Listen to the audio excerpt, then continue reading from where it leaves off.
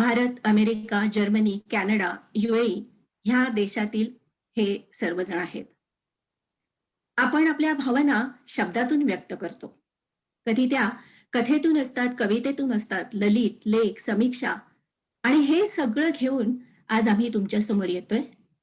तर तुम्ही हा कार्यक्रम नक्की बघा आणि पुन्हा एकदा मी तुमचं सगळ्यांचं स्वागत करते आणि मृदुला जोशी पुरंदरे तुमच्याशी थोडंसं बोलेल आणि त्यानंतर आपण कार्यक्रम सुरू करतोय. धन्यवाद. मृदुला? वाह! मोहना, सुरुवात इतकी सुंदर केली ना, की असं म्हणजे असं वाटत आहे, की अगदी जगामध्ये तुझी ही आकाशवाणी चाललेली आहे. आता आपण ज्यात हे ना सगळेच एक से एक जगभरातले लेखक आणि वाचक आपल्या या मराठी ग्लोबल व्हिलेजच्या अभिवाचन सोहळ्यामध्ये सामील झाले. तर या सोहळ्याला कोणीतरी प्रमुख पाहुणं असावं, एक मोठा वार्ताहर असावा, की ज्याने या क्षेत्रामध्ये प्रचंड मोठं काम केलंय.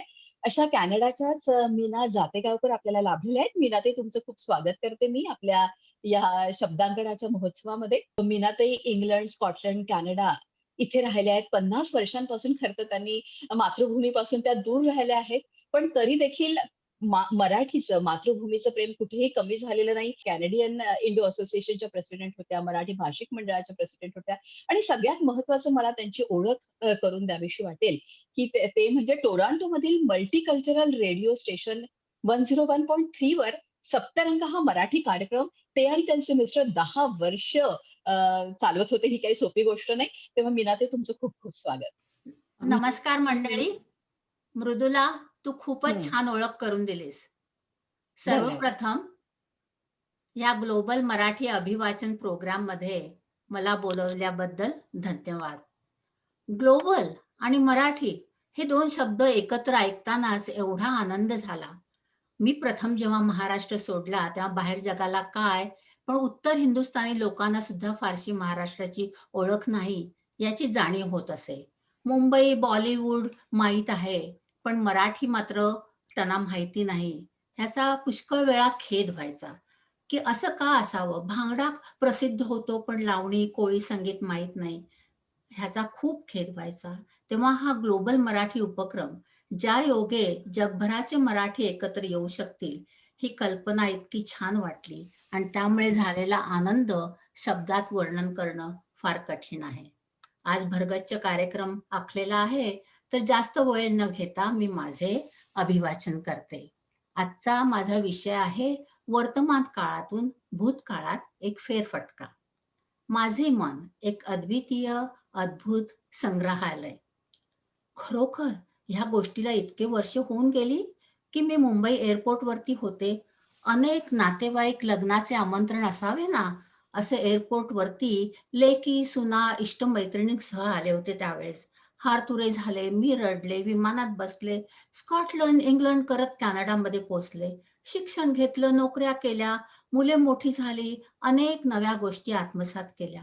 2 भिन्न संस्कृतीमध्ये स्वतःला गुरफटून घेतलं आणि आता एकाएकी काय, तर अरे बापरे, मी सिनियर झाले.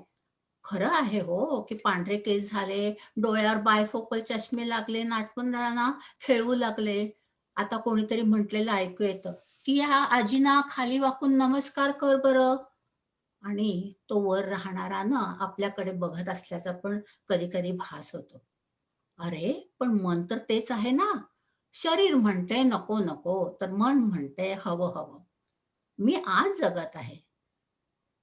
माझं मन अगदी बॉम्बे एअरपोर्टवरती होते ना त्या काळी, ते अजून तसंच आहे. त्याच्यात मात्र काही बदल झाला नाही.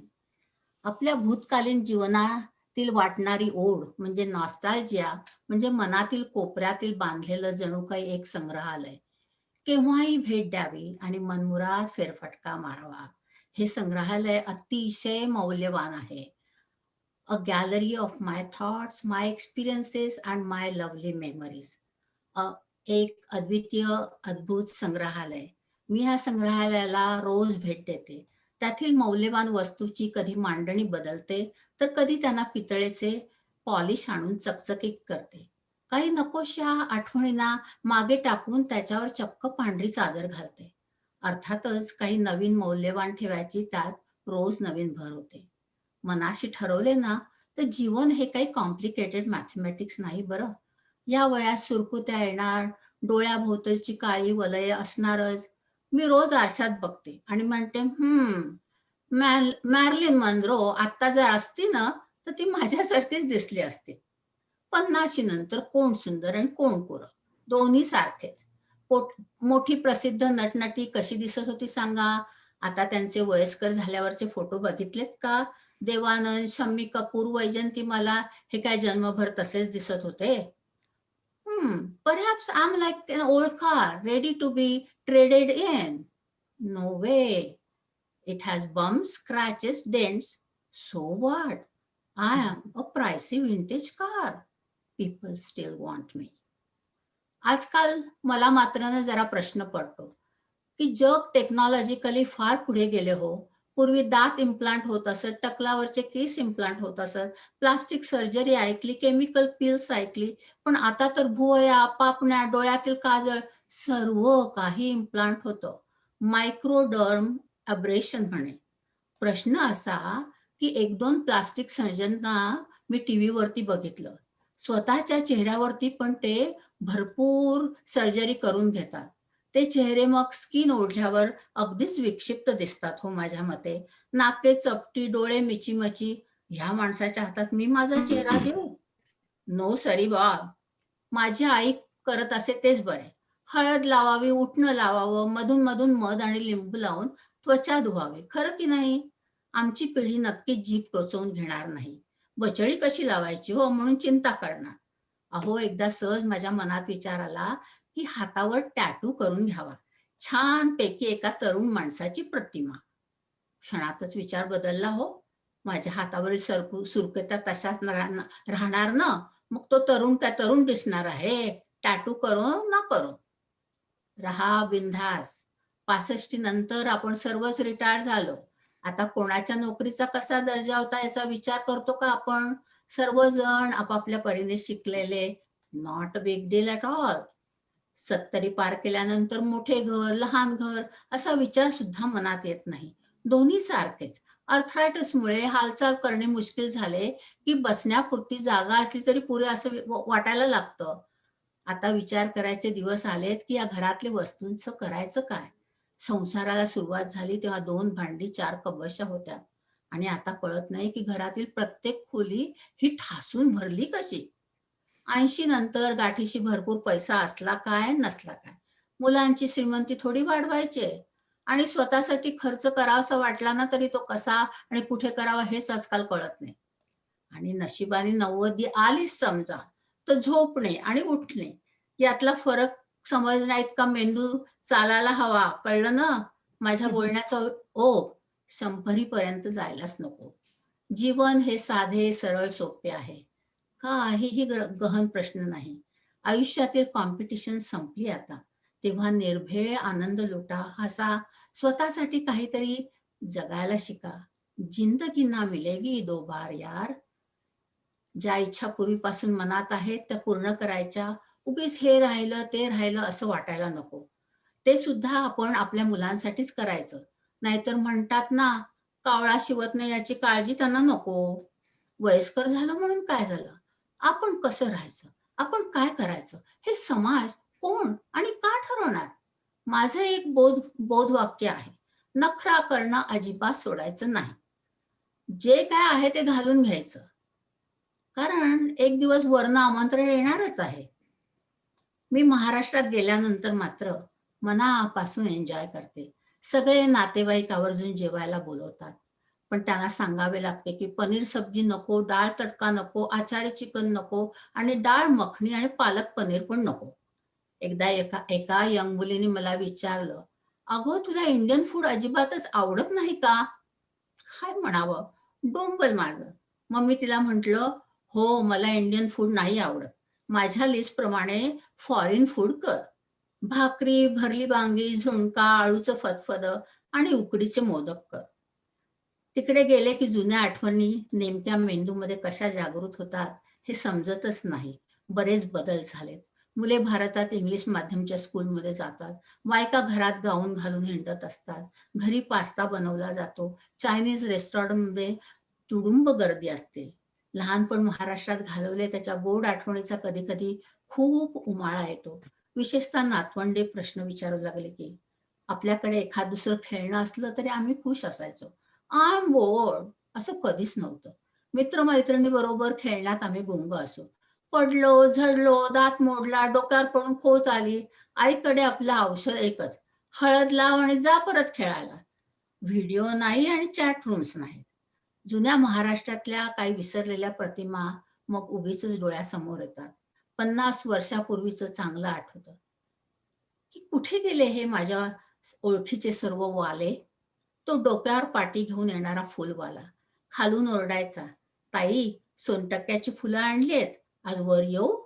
मग डोळ्यासमोर येतो तो कल्हेवाला. आतून चकाचक केलेली पितळेची भांडी, कात्री वेळी लावणारा धारवाला. मग तो आईचे सारखे ओरडून बजावणं, "जपून हात लावा गं, नाहीतर हात कापेल." कापूस पिंजायला येणारा तो कापूसवाला. आहाहा! गाद्या, उशा मऊ-मऊ झालेल्या आणि ती भांडी घेऊन येणारी बोहारीण मी विसरणारच होते. तिची आणि आईची ती घासाघीस अजूनही चांगली आठवते. "ते ठोक्याचं भांडं दिलंस ना, तर 9वारी लुगडं देईन तुला." तुमच्याशी बोलताना पोहोचले बरं माझ्या संग्रहालयात. असे हे माझे कनेडियन मराठी जीवन. खूप धडपडलो, खूप कमवलं, आता फक्त आम्ही दोघे. मुलींनी जरी वारंवार भेटत असलो, तरी इथे मात्र आम्ही एन्जॉय करत असतो. खूप हॉबीज आहेत. झोपा पूर्ण करून घेतो. कधी सिनेमाला जातो, येताना बाहेरच जेवून मनसोक्त टीव्ही बघत लाईफ एन्जॉय करतो. जग एन्जॉय करतो कारण भरपूर ट्रिप्स केल्या. कसल्याही मोहपाशात अडकण्याचे दिवस संपले. मन कधी रिकामं ठेवत नाही. कारण हे भलं मोठं संग्रहालय, त्याचा विस्तार सांभाळता दिवस आनंदात जातात. सांगा बरं तुमच्या मनातील संग्रहालय किती मोठं आहे? धन्यवाद. वाह, वाह, वाह! वाह! वाह, वाह! मीनाताई. मीनाताईंच्या लेखणीचा आणि त्यांच्या सामाजिक कार्याचा मी फॅन आहे. अ, मला आता 4 वर्ष झाली कॅनडात आणि दरवर्षी मी साहित्य संमेलनात त्यांचे लेख एकदम उत्सुकतेने ऐकतो. त्यांच्या हं, हं. लेखणीची एक खासियत आहे, म्हणजे फारच अशा एंटरटेनिंग असतात आणि ते काहीतरी असं सोशल, इमोशनल असे इश्यूज ते घेऊन येतात. मला फार आवडतं त्यांचं नेहमी ऐकायला. Thank you Umesh. धन्यवाद. धन्यवाद मीनाताई. अ, तर प्रेक्षक हो, मी उमेश अणावकर, न बाणातला आणि आज मी एक कविता घेऊन आलो आहे. कस्तुरी तुझ्या बेंबीत. थोडंसं इंट्रोडक्शन देतो. जसं मीनाताई म्हटलं, की सध्या कॉस्मेटिक सर्जरी, मेकअप आणि हे सगळं प्रचलित आहे. तर काहीशी माझी प्रेयसी सुद्धा ब्युटी पार्लर आणि हे सगळं कॉस्मेटिक्स आहे, त्याच्यामध्ये फारच गुंतलेली होती. तर मला असं वाटलं, की तिला तिच्या जातिवंत सौंदर्याची जाणीव करून देणं हे फार गरजेचं आहे. तर म्हणून मी ही एक लहानशी लावणी लिहिली. फारच शृंगार रसाने लयीस अशी ही लावणी आहे. कस्तुरी तुझ्या बेंबीत. तर कस्तुरी मृगाबद्दल तर तुम्हाला माहितीच असेल, की त्याच्या बेंबीत कस्तुरी असते आणि त्याच्याच सुवासात तो असा एकदम दंग होतो आणि त्याला कळत नाही, की हा सुवास येतोय तरी कुठून आणि तो रानोवनी हिंडत राहतो. पण त्याला काही ते कस्तुरीचा पत्ता काही लागत नाही, कारण ती त्याच्या बेंबीतच असते.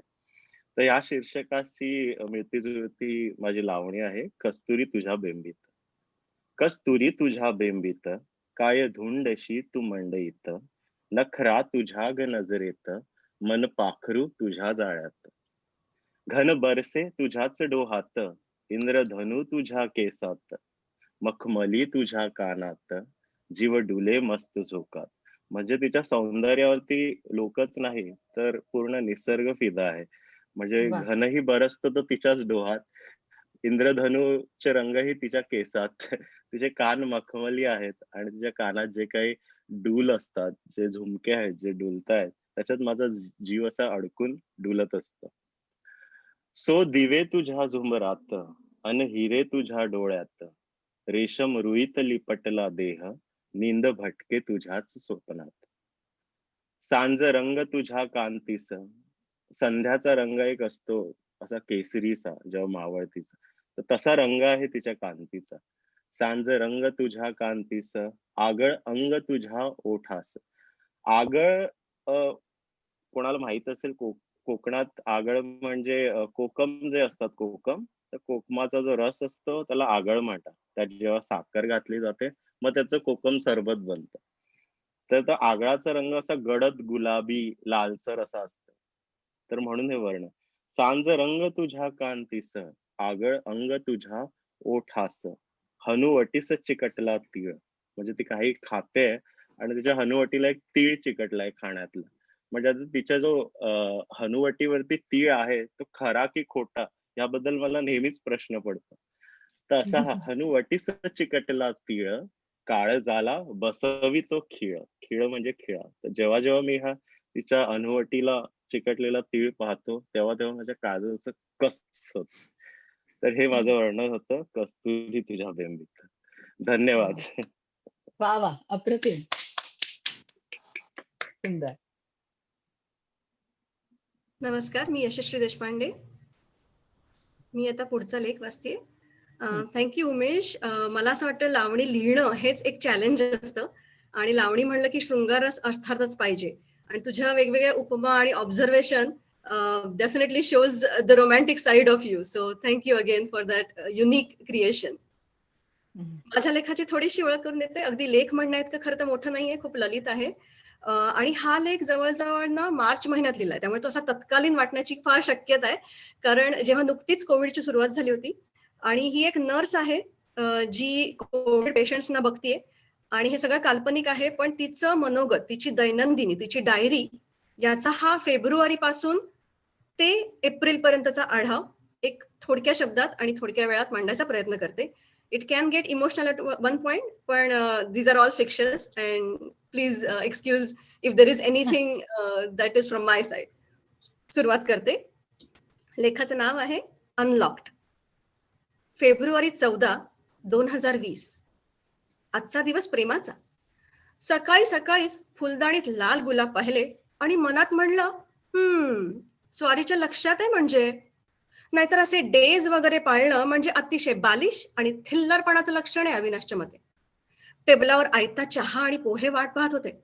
नवऱ्याला लग्न आधी स्वयंपाक शिकवल्याबद्दल मनोमन सासूबाईंचे आभार मानले. दिवस छान सुरू झाला होता. संध्याकाळी हॉस्पिटलमधून येताना अविनाशच्या आवडत्या इरफान खानच्या सिनेमाची तिकीट घेतली. शुक्रवार असल्याने रात्री सिनेमा आणि लज्जत मधली पावभाजी असा फक्कड बेत जमला होता. व्हॅलेंटाईन डे मस्त साजरा झाला. फेब्रुवारी 18, 2020. गेल्या काही 2-3 दिवसांपासून काहीशा चमत्कारिक, भीतीदायक आणि तणावपूर्ण बातम्या कानावर पडायला लागल्यात. बातम्या जरी आंतरराष्ट्रीय थरावर असल्या तरी देशातले वातावरण हळूहळू बदलायला भाग पाडतायत.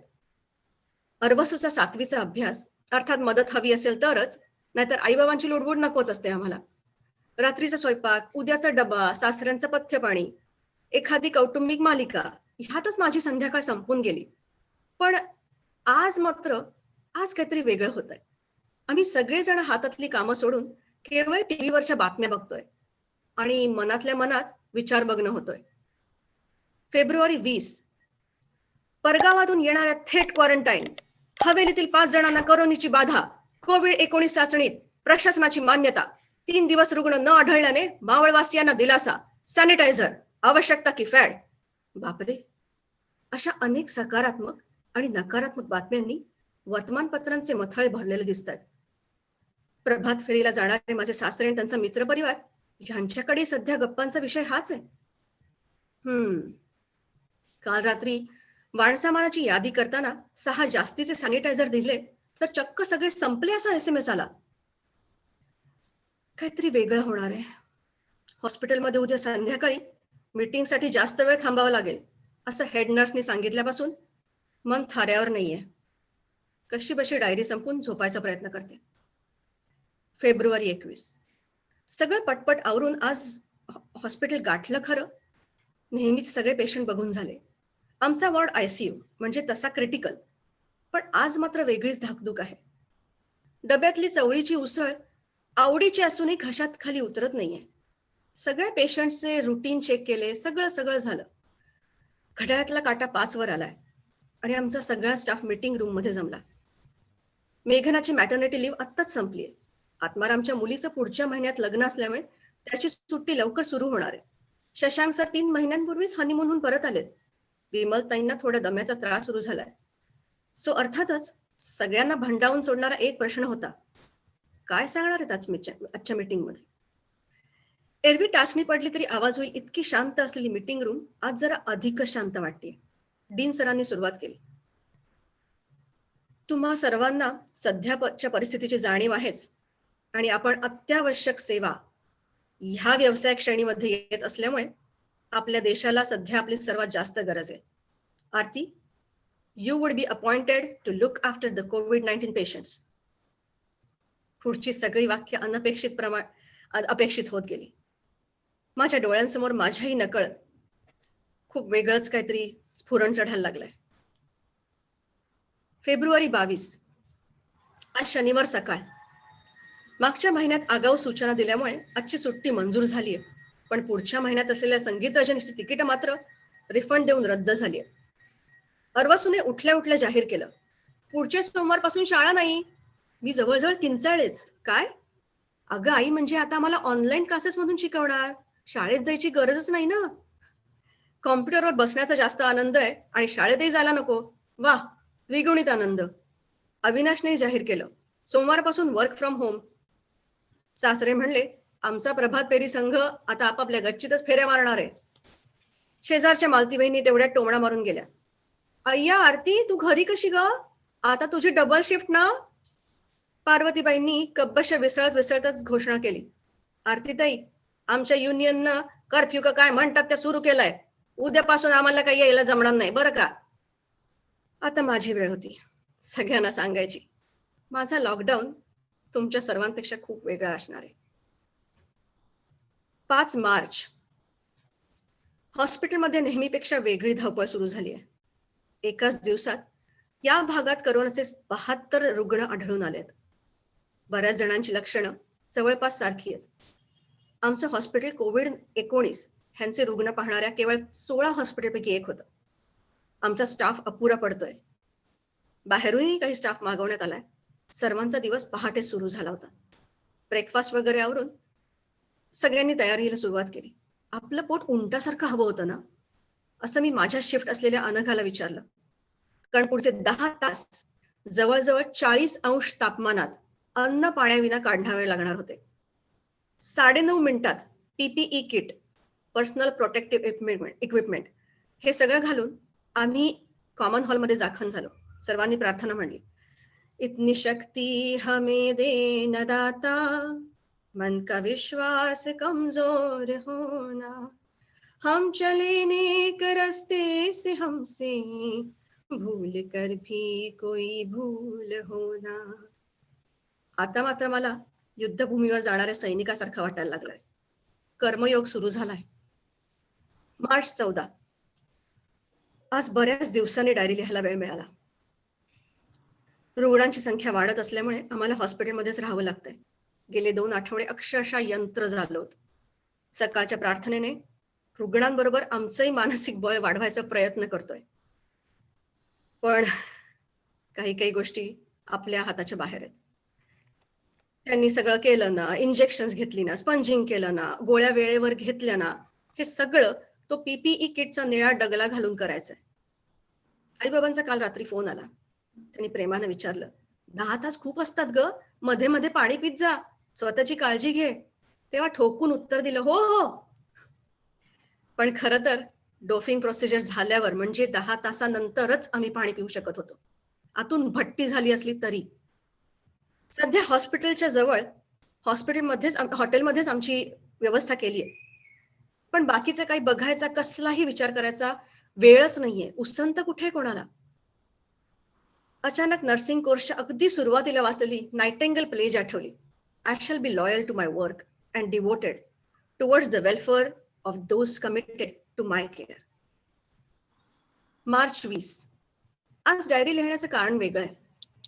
गेल्या 12 वर्षांच्या नोकरीमध्ये असंख्य पेशंट्स पाहिले. वेगवेगळ्या वयाचे, वेगवेगळ्या स्वभावाचे, वेगवेगळ्या आजारांनी बेजार झालेले. तरी साधारण सगळं काम सरधोपटपणे चालू असतं. कोणी चिडचिड करायचे, कोणी विनंती करायचे, कोणी आशीर्वाद द्यायचे, कोणी सतत भेदरलेले असायचे. पण मागील काही दिवसात पाहिलेले रुग्ण वेगळे आहेत. त्यांचा आजार नवीन आहे, त्यांचं एकटेपण नवीन आहे, त्यांच्यावर केले जाणारे उपचार नवीन आहेत. आणि त्याउपर स्वतःला जोखमीत टाकून या सर्वांसाठी असलेला आमचा सगळ्यांचा आशावादही नवीन आहे. आमच्या वॉर्डात दाखल झालेल्या 100हून अधिक कोविड पॉझिटिव्ह रुग्णांपैकी 11 जण बरे होऊन आज आपापल्या घरी जाणार आहेत. एखाद्या आईला आपलं मूल पहिल्यांदा चालायला लागतं ना, किंवा एखाद्या पक्षीने तिचं पिल्लू पहिल्यांदाच घरट्याबाहेर पडल्यावर जो आनंद होतो, तशा काहीशा भावना आहेत आज. खूप दिवसांनी घरी फोन केला आणि भरभरून बोलले. मार्च 24, 22 दिवस. 22 दिवसांनी हॉस्पिटलच्या बाहेरचं जग पाहिलंय. अविनाश घ्यायला आला होता. त्याच्या खांद्यावर डोकं ठेवून ढसा रडावंसं वाटलं. पीपीई किट ह्याच्याशिवाय शरीर मोकळं वाटत होतं, पण मन मात्र हॉस्पिटलमधल्या स्ट्रेचर्सवर रेंगाळत होतं. कसे आहेत सगळे असं विचारल्यावर अविनाश शांत हसला. कधीच कुठला ताण चेहऱ्यावर दाखवायचा नाही, हा एक त्याचा मोठा गुण होता. स्कूटर बिल्डिंग बाहेर थांबली आणि मला म्हणला, पुढे हो तू. बघते तर काय, आमच्या सोसायटीतली सगळी माणसं खाली जमली होती आणि ती सुद्धा 6-6 फुटांचं अंतर ठेवून. मालती वहिनी हो त्याच टोमणा मारणाऱ्या, चक्क पंचारती घेऊन आल्या होत्या. सर्वांनी मास्क लावल्यामुळे काही जण चटकन ओळखूनही आले. अर्वसूनी धावत येऊन मिठी मारली. तेव्हा मात्र माझा भान फुटला. इतक्या थोड्या दिवसात तो किती मोठा आणि समजूतदार वाटत होता मला. सगळ्यांना लांबून नमस्कार करून आम्ही घरी गेलो. सासरे अभिमानाने म्हणले, सीमेवरचं काम करून आलीस पोरी. हातपाय धुवून स्वयंपाकघरात गेले. घरातल्या 3ही मुलांनी मी नसताना घर अगदी स्वच्छ ठेवलं होतं. आपापली कामं वाटून घेतली होती. अर्बसू तर चहा करायला शिकला होता. माझं लक्ष टेबलावर गेलं. खालच्या फ्लॅटमधल्या सोनालीने स्वतः घरी बनवलेला ब्रेड, समोरच्या छायाताईंनी त्यांच्या गच्चीत नव्याने बनवलेल्या बागेतली भाजी, क्रोशाच्या सुईने विणलेला रुमाल आणि असं बरंच काही ठेवलं होतं. सकाळचं रेंगाळणारं मन बाल्कनीत परत आलं. माझ्या घराची क्षितिज या सोसायटीच्या किती बाहेर विस्तारली होती हे जाणवलं. पण त्याच वेळी सर्वांचं लॉकडाऊन त्यांनी किती सत्कारणी लावलंय ह्या विचारांनी हायसंही वाटलं. देवा, सर्वांना अशी सुबुद्धी दे, म्हणजे आमच्याकडचे सगळे स्वतःचा जीव मुठीत धरून काम करणारे इसेन्शियल वर्कर्स, शिक्षक नाहक आपला जीव गमावणार नाहीत रे. आनंद, दुःख, काळजी, सकारात्मकता, नैराश्य अशा अनेक संमिश्र भावना दाटून येत आहेत. इतक्यात भिंतीवरचं कांदळणं दिसलं. उद्या गुढीपाडवा आहे, चला तयारी करायला हवी. खूप दिवसांनी सर्वांना स्वतःच्या हातचा स्वयंपाक करून घालेन. आम्रखंड पुरी असा बेत ठरवला आणि त्याच वेळेला गुढीपाडव्याची प्रार्थना म्हणायला सुरुवात केली. ओम ब्रह्मध्वजाय नमः. ओम ब्रह्मध्वज नमस्ते अस्तु सर्वाभीष्ट फलप्रद प्राप्ते अस्मिन् वत्सरे नित्य मद्गृहे मंगलम करू. गुढी उंच उभारू विश्वासाची, चैतन्याची. गुढीला फुले वाहू श्रद्धा आणि सद्भावाची. गुढीला माळ घालू साखरेहून गोड शब्दांची. नैवेद्यासाठी मात्र गरज आहे सत्कर्मांची. नवीन वर्षाच्या हार्दिक शुभेच्छा. थँक्यू. मी मोहना जोगळेकर आणि पुरुषांच्या दृष्टिकोनातून मोकळे केस कसे असतात त्याच्यावर हे अगदी छोटंसं स्फुट आहे. वा. बाबा, बागेत खेळणारी माझी चिमुरडी धावत धावत माझ्या दिशेने येत होती. मी पाहत राहिलो तिच्या केसांकडे.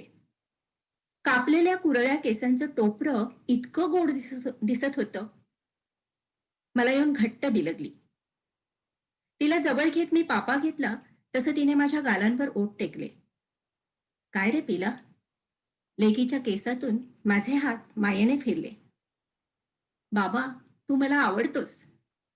हो. का ग? आवडतोस. लेक आणखी बिलगली. मी तिच्या लाडीक स्वरात रमून गेलो.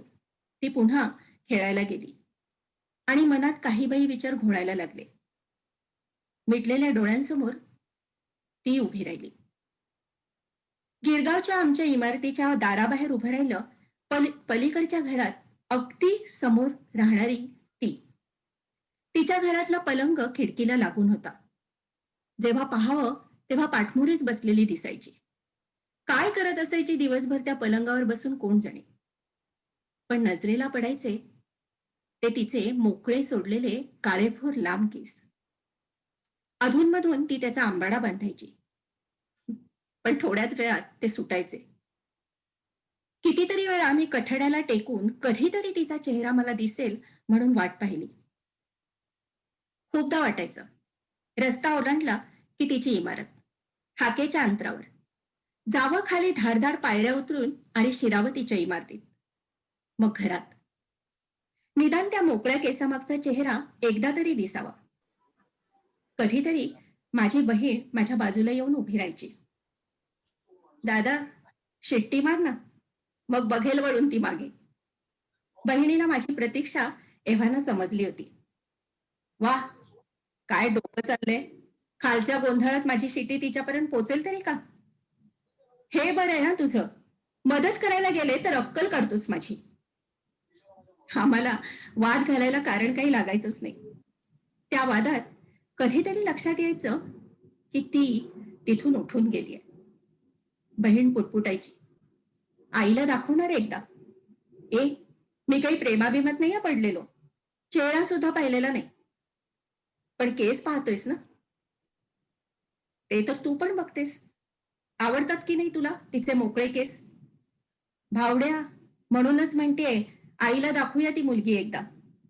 मी तिची अक्कल पुन्हा काढायच्या आधीच ती घाईघाईने म्हणाली, मला अजिबात मोकळे केस सोडायला देत नाही आई, म्हणून म्हणतीये. एकदा त्या मुलीला बघच म्हणावं, सतत केस मोकळे. आमचं हे बोलणं आईच्या कानावर अर्थातच पडलेलं असायचं. ती आतूनच ओरडायची, सोडा केस मोकळे आणि फिरा इकडे तिकडे. जेवणात केस मिळाला म्हणून माझ्यावर डाफरू नका, सांगून ठेवते आधीच.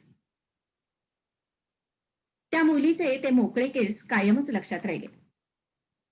चेहरा कधीच दिसला नाही, पण अगदी तसेच लांब केस असलेली बायको मात्र मला मिळाली. पहिल्यांदा तिच्या केसावर गजरा मळला तो आनंद काही औरच होता. गावी गेलेलो. रमत गमत संध्याकाळच्या वेळेला गडनदीच्या पुलावर जाऊन उभे राहिलो. खूप वेळ पुलाखालून वाहणाऱ्या पाण्याकडे एकटक नजरेने पाहत बसलो होतो दोघं. इतक्यात घंटा वाजली म्हणून मागे वळून पाहिलं.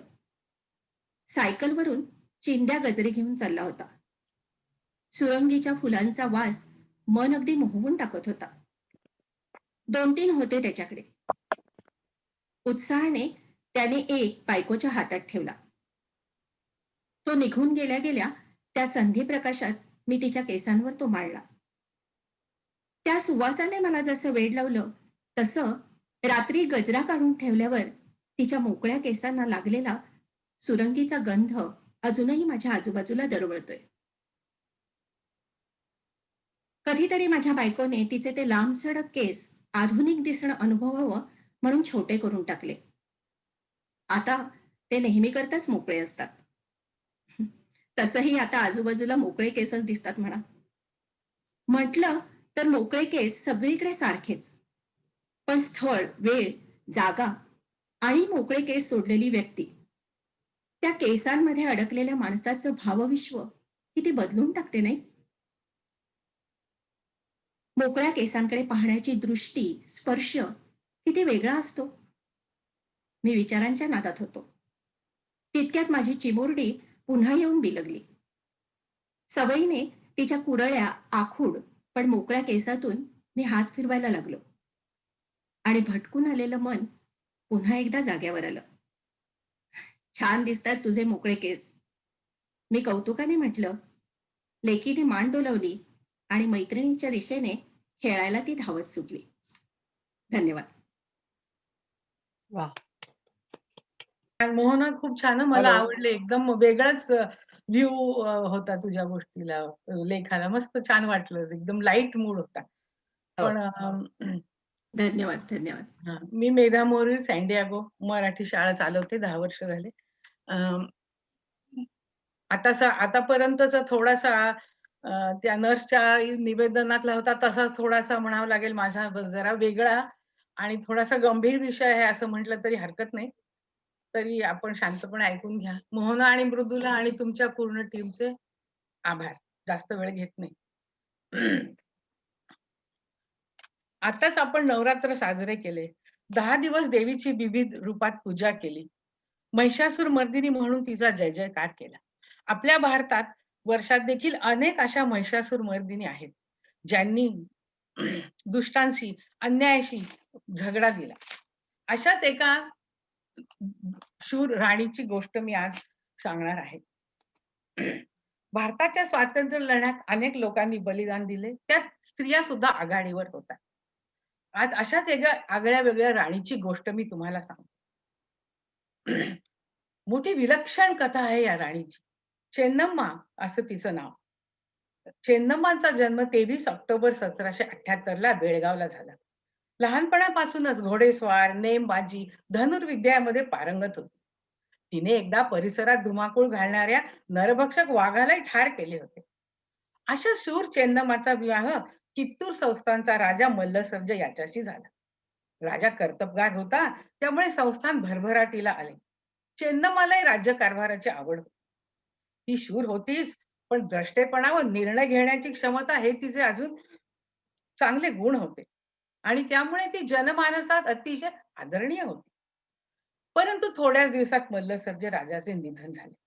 त्याचा मुलगा रुद्रसर्ज अर्थातच राजा झाला. तेव्हा चेन्नम्मा त्याच्या पाठीशी खंबीरपणे उभी राहून कारभार पाहू लागली. 2च वर्षात तोही आजारी पडून अंथरुणाला खिळला. तेव्हा चेन्नम्माने काही निवडक सरदारांच्या सल्ल्याप्रमाणे संस्थानाला वारस म्हणून दत्तक घेण्याचे ठरवले. पण त्याच दिवशी राजाचे निधन झाले. राणी काळजीत पडली. इंग्रज आपले संस्थान विलीन करण्यासाठी त्रास देणार याची चिंता तिला भेडसावू लागली. त्यावेळी East India Company principle of lapse हा कायदा भारतीय संस्थाने लढाई न करता आपल्या राज्यात खालसा करून घेण्यासाठी केला होता. त्यानुसार राजाला पुरुष वारस नसल्यास किंवा राजा लायक नसल्यास ब्रिटिश ते राज्य आपल्या साम्राज्यात घेत. राजाची योग्यता सुद्धा ब्रिटिशच ठरवत. अर्थातच सर्व भारतीय संस्थाने या अन्यायकारक कायद्याचा विरोध करत होती. धारवाडचा इंग्रजी कलेक्टर थॅकरेला कित्तूरच्या राजाच्या निधनाची बातमी कळली तेव्हा तो अगदी खुशच झाला. त्याने दत्तक विधानाची कागदपत्रे मागवली, थातूर मातूर चौकशीचा देखावा केला आणि दत्तक विधान बेकायदेशीर ठरवले. थॅकरे एवढे करून गप्प बसला नाही. त्याने व्यंकटराव नावाच्या इंग्रजांनी नेमलेल्या प्रतिनिधीला कित्तूर संस्थानाचा कारभार पाहण्यास पाठवले. राज्याचा खजिना सील करून घेण्यास सांगितले आणि संस्थान ताब्यात घेण्याच्या दृष्टीने पावले टाकायला सुरुवात केली. चेन्नम्मा राणीला हे कळले तेव्हा ती अतिशय संतापली आणि तिने ठणकावून इंग्रजांना सांगितले, माझ्या जीवात जीव असेपर्यंत मी कित्तूर संस्थान तुम्हाला खाली करू देणार नाही. आणि इंग्रजांचा प्रतिनिधी म्हणून व्यंकटराव राणी चेन्नम्माला भेटायला आला तेव्हा संतापून ती त्याला म्हणाली, दगाबाज, शत्रूशी संगनमत करून कित्तूर संस्थान गिळायला आला. मातृभूमीशी सौदा करतो, अरे तुला लाज नाही वाटत? लक्षात ठेव, गाठ राणी चेन्नम्माशी आहे. अरे तुझ्या त्या थॅकरेला जाऊन सांग की राणी जिवंत असेपर्यंत कित्तूर संस्थानाला हात लावायची हिंमत करू नकोस. व्यंकटरावला हाकलून दिल्यावर राणीचा राग थोडा शांत झाला. तिच्या लक्षात आले की इंग्रजांशी युद्ध आता अटळ आहे. संस्थान वाचवण्याचा तेवढा एकच मार्ग होता. तिने सर्व सरदारांना बोलवले आणि त्यांच्या समोर मोठे भावपूर्ण भाषण केले. ती म्हणाली, कित्तूर आपली मातृभूमी आहे. आपल्या राज्याचे काय करायचे ते आपण ठरवू. आपण स्वतंत्र आहोत. हे कोण आहेत? व्यापारी करायला आलेले व्यापारी. आपल्यातील भांडणाचा फायदा घेऊन आपल्यावर राज्य करायला पाहतात. आपला देश बळकवण्याची स्वप्ने पाहतायत. पण आपण त्यांची ही इच्छा कधीही पुरी होऊ देणार नाही. राणीच्या भावपूर्ण भाषणाने सरदारांमध्ये एकदम चैतन्य संचारले. कित्तूरचे लक्षण प्राणपणाने करायचे आणि ब्रिटिशांना चांगला धडा शिकवायचा असे त्यांनी ठरवले. सर्व छोट्या मोठ्या राजांना तेव्हा असं वाटलं असतं तर भारताचा इतिहास बदलला असं. कित्तूरला युद्धाची तयारी सुरू झाली. कित्तूरच्या संस्थानात युद्ध सामुग्री भरपूर होती. 1000 शिपाई, 2000 घोडदळ, 11000 उंट, 50 हत्ती, 2 24 पाऊंड पितळी तोफा, असंख्य बंदुकी आणि तलवार. इंग्रजांचा एकही हुकूम ऐकायचा नाही असा सक्त ताकीद राणीने आपल्या सरदारांना दिली. मग इंग्रजांचा ठाई अपमान होऊ लागला. थॅकरेला ही बातमी कळली तेव्हा तो आपल्या अधिकारी व राखीव सैन्याला घेऊन मोठा तोफखाना घेऊन कित्तूरला दाखल झाला. आपला लष्करी लवाजमा बघून राणी नक्कीच आपल्याला सरळ राहील असे त्याला वाटले. पण तसे काही झाले नाही बरं. त्याचे 2 अधिकारी स्टीव्हन्सन आणि इलियट किल्ल्यात गेल्यावर राणीच्या सेनापतीने तर त्यांना हाकलूनच लावलं. हे कळताच ठाकरेचा संताप झाला. त्याने घोडेस्वारांना किल्ल्यात पाठवले. पण ते किल्ल्याजवळ येताच राणीच्या सैन्याने असा जोरदार हल्ला केला की काही लोक मारले गेले, काही ठार झाले. ठाकरेचा संताप आता वाढतच होता. त्याने मग राणीच्या अधिकाऱ्यांना निरोप पाठवला की तुम्ही मला भेटायला या. ते पण काय राणीच्या तालमीतच तयार झालेले होते. त्यांनी उलट निरोप पाठवला. आम्ही राणी चेन्नम्माच्या पदरी आहोत, त्यामुळे आम्ही फक्त तिचे हुकूम मानतो. तुमचा आदेश आम्ही पाळणार नाही. हे मात्र सहन करणे ठाकरेला अगदी अशक्य होते. त्याने मग सैन्याला अवजड तोफा किल्ल्याच्या दाऱ्यात नेण्याची आज्ञा केली. आणि संतप्त होऊन त्यांनी राणीला निरोप पाठवला. उद्याच्यापर्यंत जर शरण आला नाही तर किल्ल्यात तोफा डागल्या जातील. पण या निरोपाचा सुद्धा काहीच उपयोग झाला नाही. राणी अगदी शांत होती. आता मात्र ठाकरे हातघाईवर आले. राणीला चांगलाच धडा शिकवला पाहिजे असं त्यानं ठरवलं. त्यांनी अजून 2 मोठ्या तोफा आणल्या. आसपास घोडदळ ठेवले व किल्ल्यावर तोफा डागला. त्याला वाटलं तोफांच्या माऱ्यामुळे राणी हतबल होईल. त्यांनी किल्ल्याचे दरवाजे उघडायचा आदेश पुन्हा एकदा दिला. पण राणीच्या अधिकाऱ्यांनी उलट निरोप पाठवला. आधी तुम्ही सैन्य किल्ल्यापासून दूर करा. ठाकरेंनी ही अपेक्षाच केली नव्हती. त्याची एकही स्ट्रॅटेजी काम करत नव्हती. एक विधवा अबला आपल्याला असा त्रास देते हे त्याच्या स्वप्नात सुद्धा आलं नव्हतं. किल्ल्यात आपण येऊन चुटकीसरशी जिंकू अशी तो स्वप्न पाहत होता. पण 2 निरोप पाठवल्यावर सुद्धा किल्ल्याचे दरवाजे उघडले गेले नाही. त्याचे सैन्य वाट पाहत बसले. आता उघडेल दरवाजा, मग उघडेल दरवाजा. आणि अचानक किल्ल्याचे दरवाजे उघडले गेले आणि चेन्नम्माचे घोडदळ चपळाईने बाहेरून वीज कोसळावी तसे फिरंग्यांच्या सैन्यावर तुटून पडले. चित्तूरच्या सैन्याचा हल्ला इतका अचानक झाला की ठाकरेच्या सैन्याला सावरायला वेळच मिळाला नाही. कॅप्टन ब्लँक व लेफ्टनंट डेल्टन तोफा डागणार इतक्या वेळात राणीच्या सैनिकांनी चपळाईने त्या काबीज केल्या व त्या दोन्ही अधिकाऱ्यांना ठार मारले. राणीच्या सैन्यात धुमाकूळ सुरू झाला. त्यांनी भराभर ठाकरेच्या फौजेवर जबरदस्त हल्ला केला. आता 2 अधिकारी मेल्यामुळे ठाकरेच्या सैन्याचे मनोबल साहजिकच खच्ची होऊन गेले. ते घाबरले आणि तस्त पळायला लागले. ठाकरेंनी ते पाहिले. त्याला फारसा अतिशय भयानक संताप आला. तो जे बसला घोड्यावर स्वार झाला, किल्ल्यावर कडे निघाला. राणी यावेळी बुरुजावर उभी होती. तिच्या शेजारी तिचा अंगरक्षक बाळप्पा उभा होता. तो अगदी अप्रतिम नेमबाज होता. त्यांनी ठाकरेला येताना पाहिल्याबरोबर नेम धरून गोळ्यांचा वर्षाव केला. ठाकरे जागीच ठार. आणि मग काय राणीचे सैनिक ठाकरे मेला करून जे रणांगणावर पळत सुटले. आता मात्र ब्रिटिश सैन्याचा धीर पूर्ण खचला आणि ते धावायला लागले. राणीच्या सैनिकांनी त्यांचा पाठलाग करून त्यांना सैन्या हद्दीच्या बाहेर घालून दिले आणि मस्त विजयी होऊन परत आले. फार मोठा पराक्रम गाजवला होता त्यांनी. राणीच्या प्रभावी नेतृत्वाखाली त्यांनी इंग्रजांना नामोहरम केले होते. आता थोडे दिवस तरी इंग्रजांचा त्रास वाचला होता. मग सर्वानुमते दत्तक पुत्राला राज्याभिषेक केला. पण हा आनंद काही फार काळ टिकला नाही. इंग्रज काही गप्प बसले नाही. झालेला पराभव त्यांना फारच झोंबला. तो पण एका स्त्रीकडून. आणि त्याचा बदला घेण्यासाठी फार मोठे सैन्य घेऊन ते चित्तूरवर चालून आले. राणीला याची कल्पना होतीच. तिने पण पुन्हा सैन्याची जमवाजमव केली. यावेळा कोल्हापूरच्या राजाकडे तिने मदत मागितली. त्यांनी कबूल केली. पण इंग्रजांची प्रचंड फौज चित्तूरकडे रवाना झाली. मद्रास, पुणे, मुंबई, सोलापूर, सातारा या सर्व गावाहून फौजा येऊन चित्तूरच्या दिशेत चित्तूरला दाखल झाली.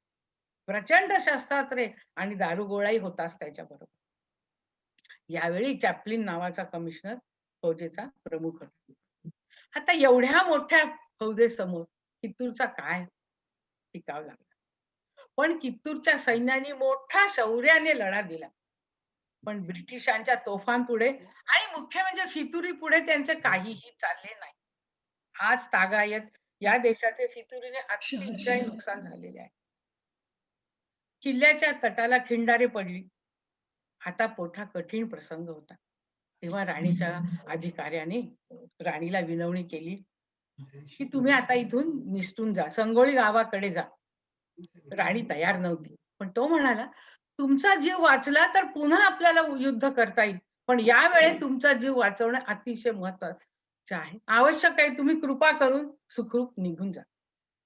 नाईलाजाने राणीने कित्तूर सोडले आणि जड अंतःकरणाने निघाली. इकडे तिचे एकनिष्ठ सैनिक युद्ध प्राणपणाने लढत होते, पण इंग्रजांच्या फौजेपुढे त्यांचा टिकाव लागला नाही. राणीच्या सैनिकाचा प्रेताचा खच किल्ल्यापुढे पडला.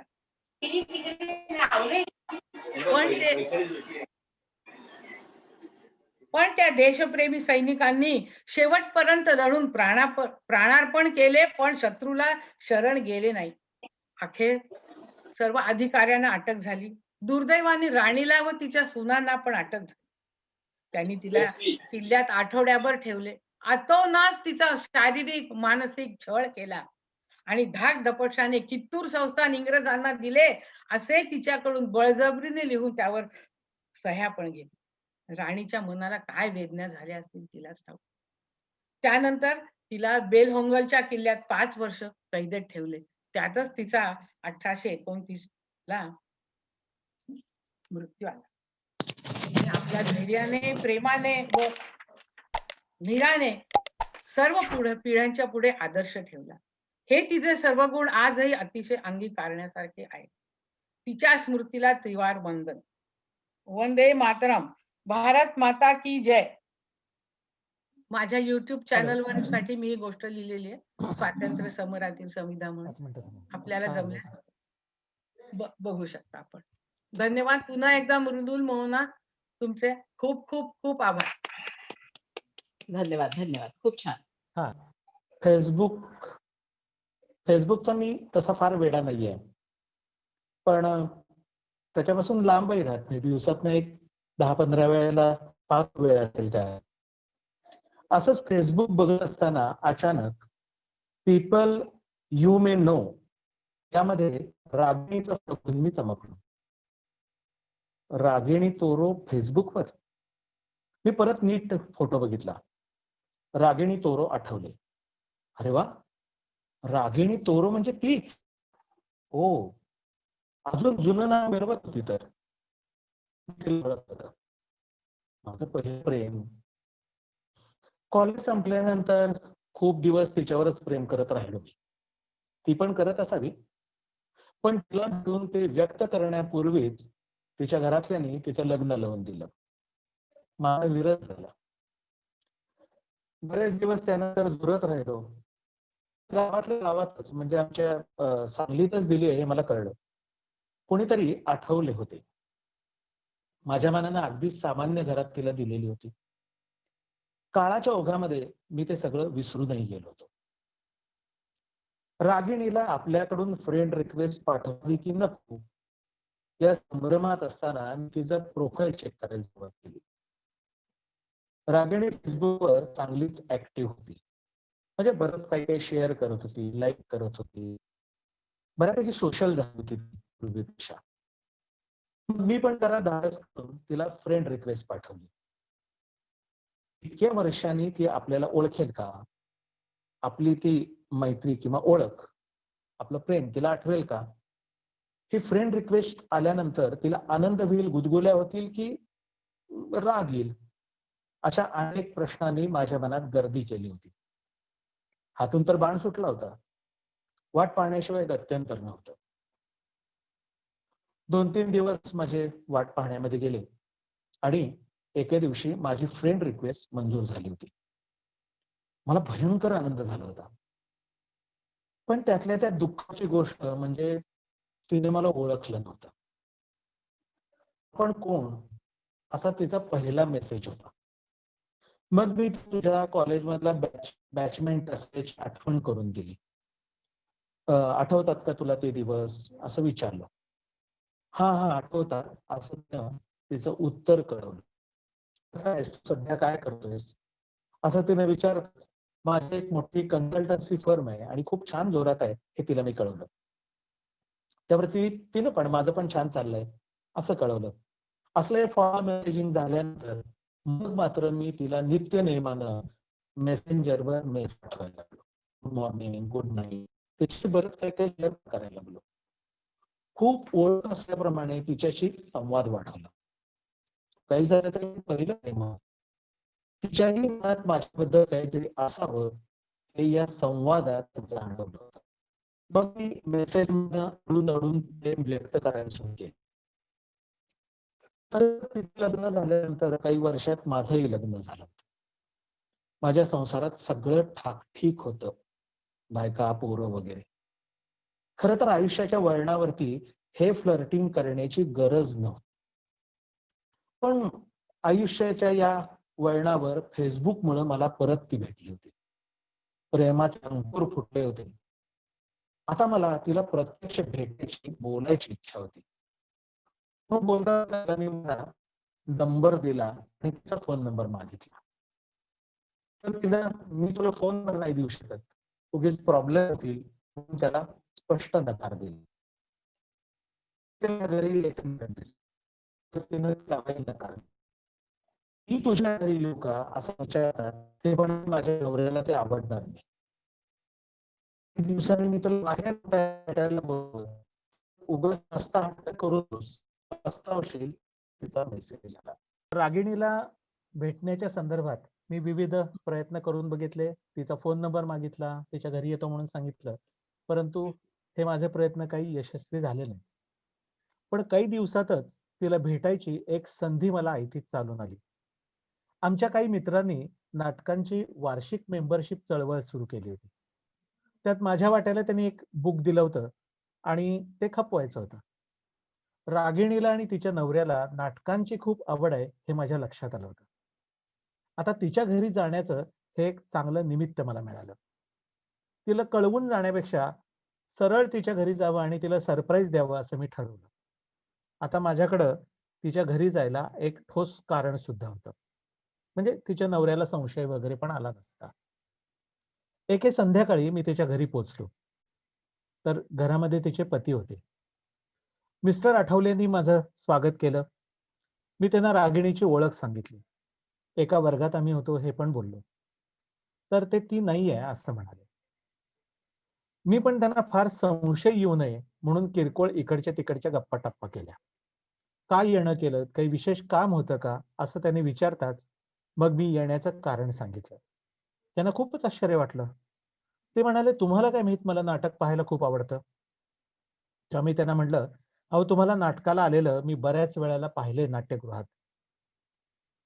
तर त्यांना मी म्हटलं की मी ही मेंबरशिपसाठी फॉर्म घेऊन आलोय आणि तुमच्यासारख्या दर्दी रसिकांना मेंबर करून घ्यावं म्हणून मी आलेलो आहे. खूप चांगली आम्ही सवलतीच्या दरामध्ये नाटकं दाखवणार आहोत. तसं आम्ही फेसबुक, सोशल मीडियावरून सगळ्यांना आवाहन केलेलं आहे. इच्छुकांनी लवकरात लवकर मेंबर व्हा. तुम्ही पण वाचलं असेल की फेसबुकवर. रागिणीचं आणि त्यांचं काही बोलणं झालंय का हे पाहण्यासाठी मी हळूच खडा टाकून पाहिला.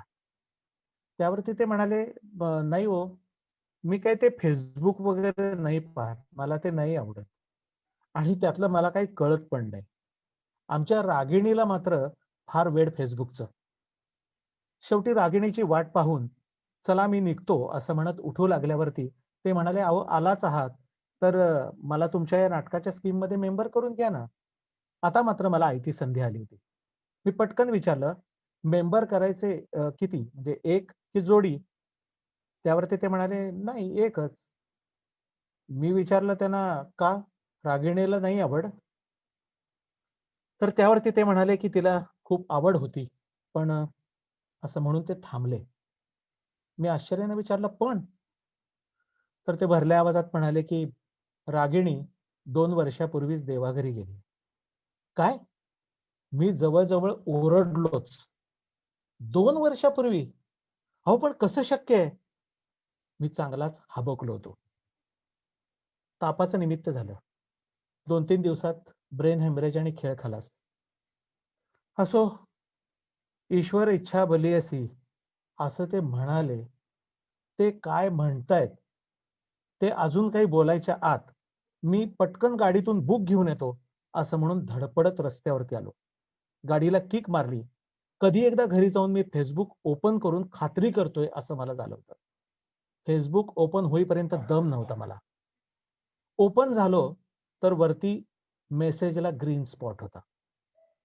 क्लिक केलं तर रागिणीचाच मेसेज होता. मी तुला नको म्हटलं होतं तरी घरी जाऊन आलास. तुला म्हटलं होतं मला भेटायचा प्रयत्न केलास तर पस्तावशील. मी आता तुला ब्लॉक केलंय यानंतर आणि तिचा अकाउंटच नव्हे तर मला पुढचं काहीच दिसेनासं झालं. माझ्या कॉम्प्युटरचा स्क्रीन काळा झाला होता. सगळी खोली गरगर गरगर फिरायला लागली होती आणि माझ्या डोळ्यासमोर अंधेरी आली होती. नुकताच मला दवाखान्यातनं डिस्चार्ज मिळालाय. मी आता सोशल मीडियाला जाम घाबरलोय. खरं तर मोहना आणि मृदुला यांनी विनंती केली म्हणून मी हा अनुभव सांगतोय. मी अलीकडे फेसबुक नाही वापरत. खातं बंद केलंय. जाता जाता तुम्हाला पण विनंती आहे की फेसबुकवरती अशा जुन्या मित्रमैत्रिणींना फ्रेंड रिक्वेस्ट पाठवताना किंवा त्यांच्या फ्रेंड रिक्वेस्ट स्वीकारताना जरा जपून. थँक्यू.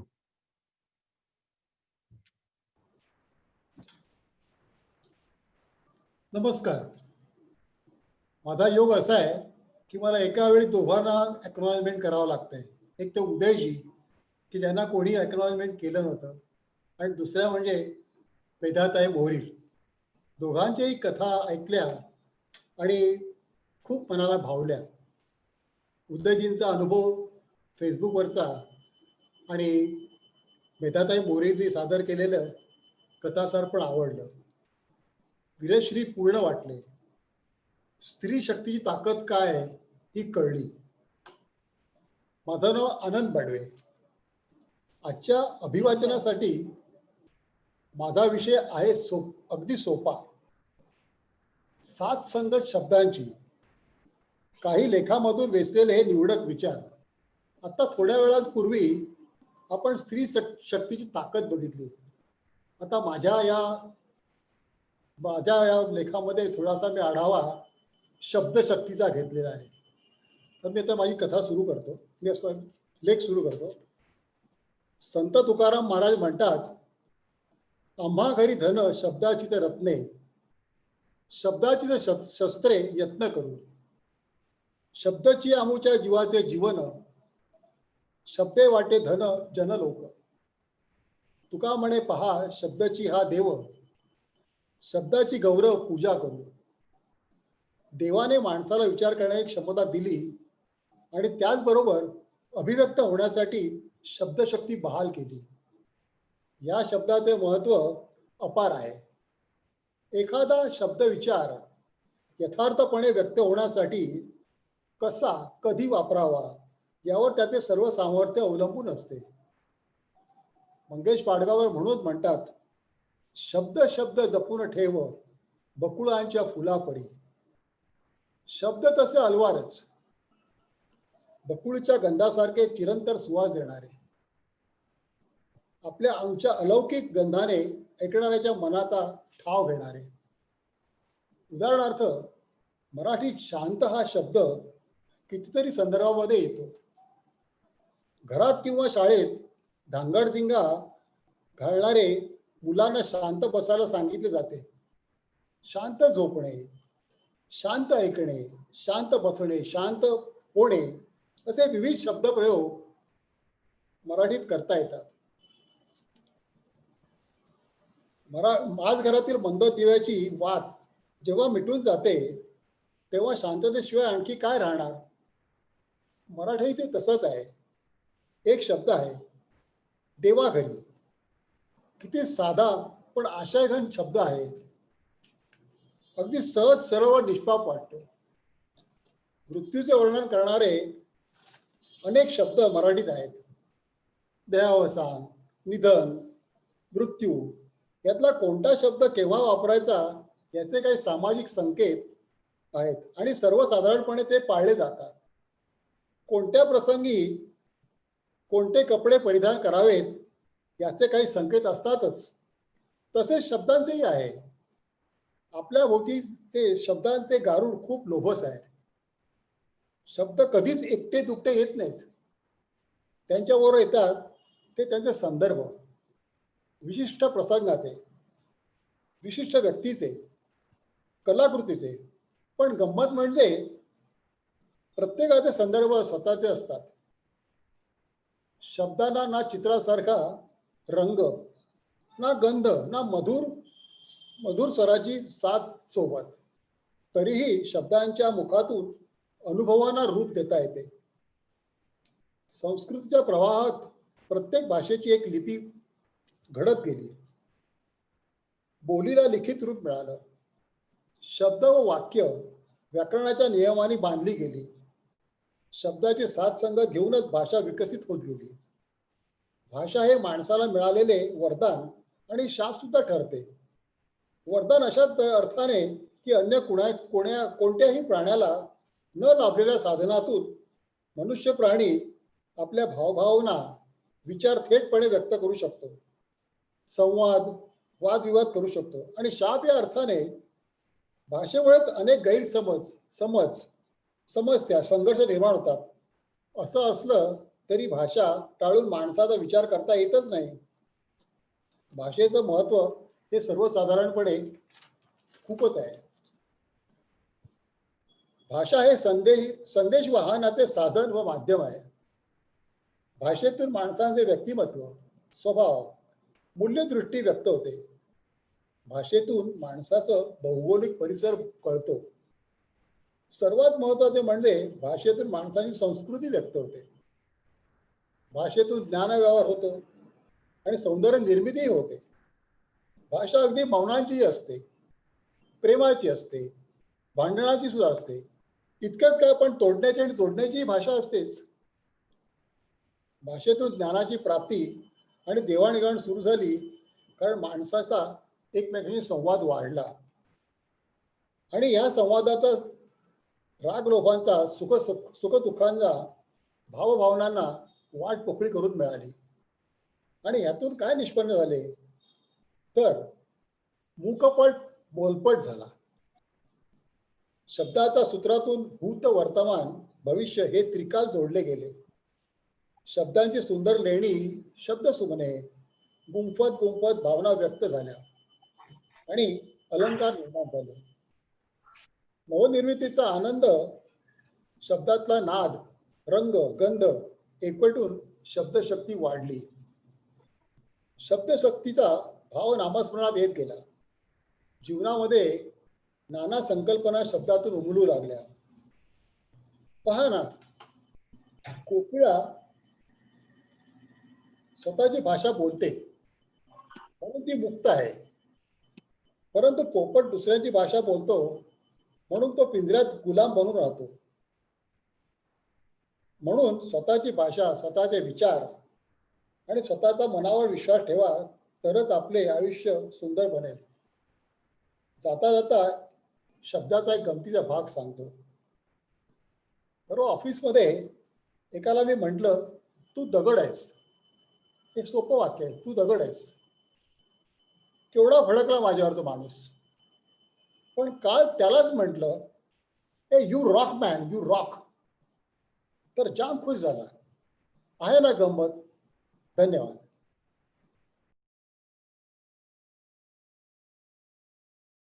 आनंदजीने खूपच सुंदर सादर केलं. शब्दांची गंमत जम्मत मस्त होती एकदम. पण अर्थात मी सांगेलच, नरेंद्र बोलतीलच त्याच्याबद्दल. सो नरेंद्र सुतार. नमस्कार मंडळी.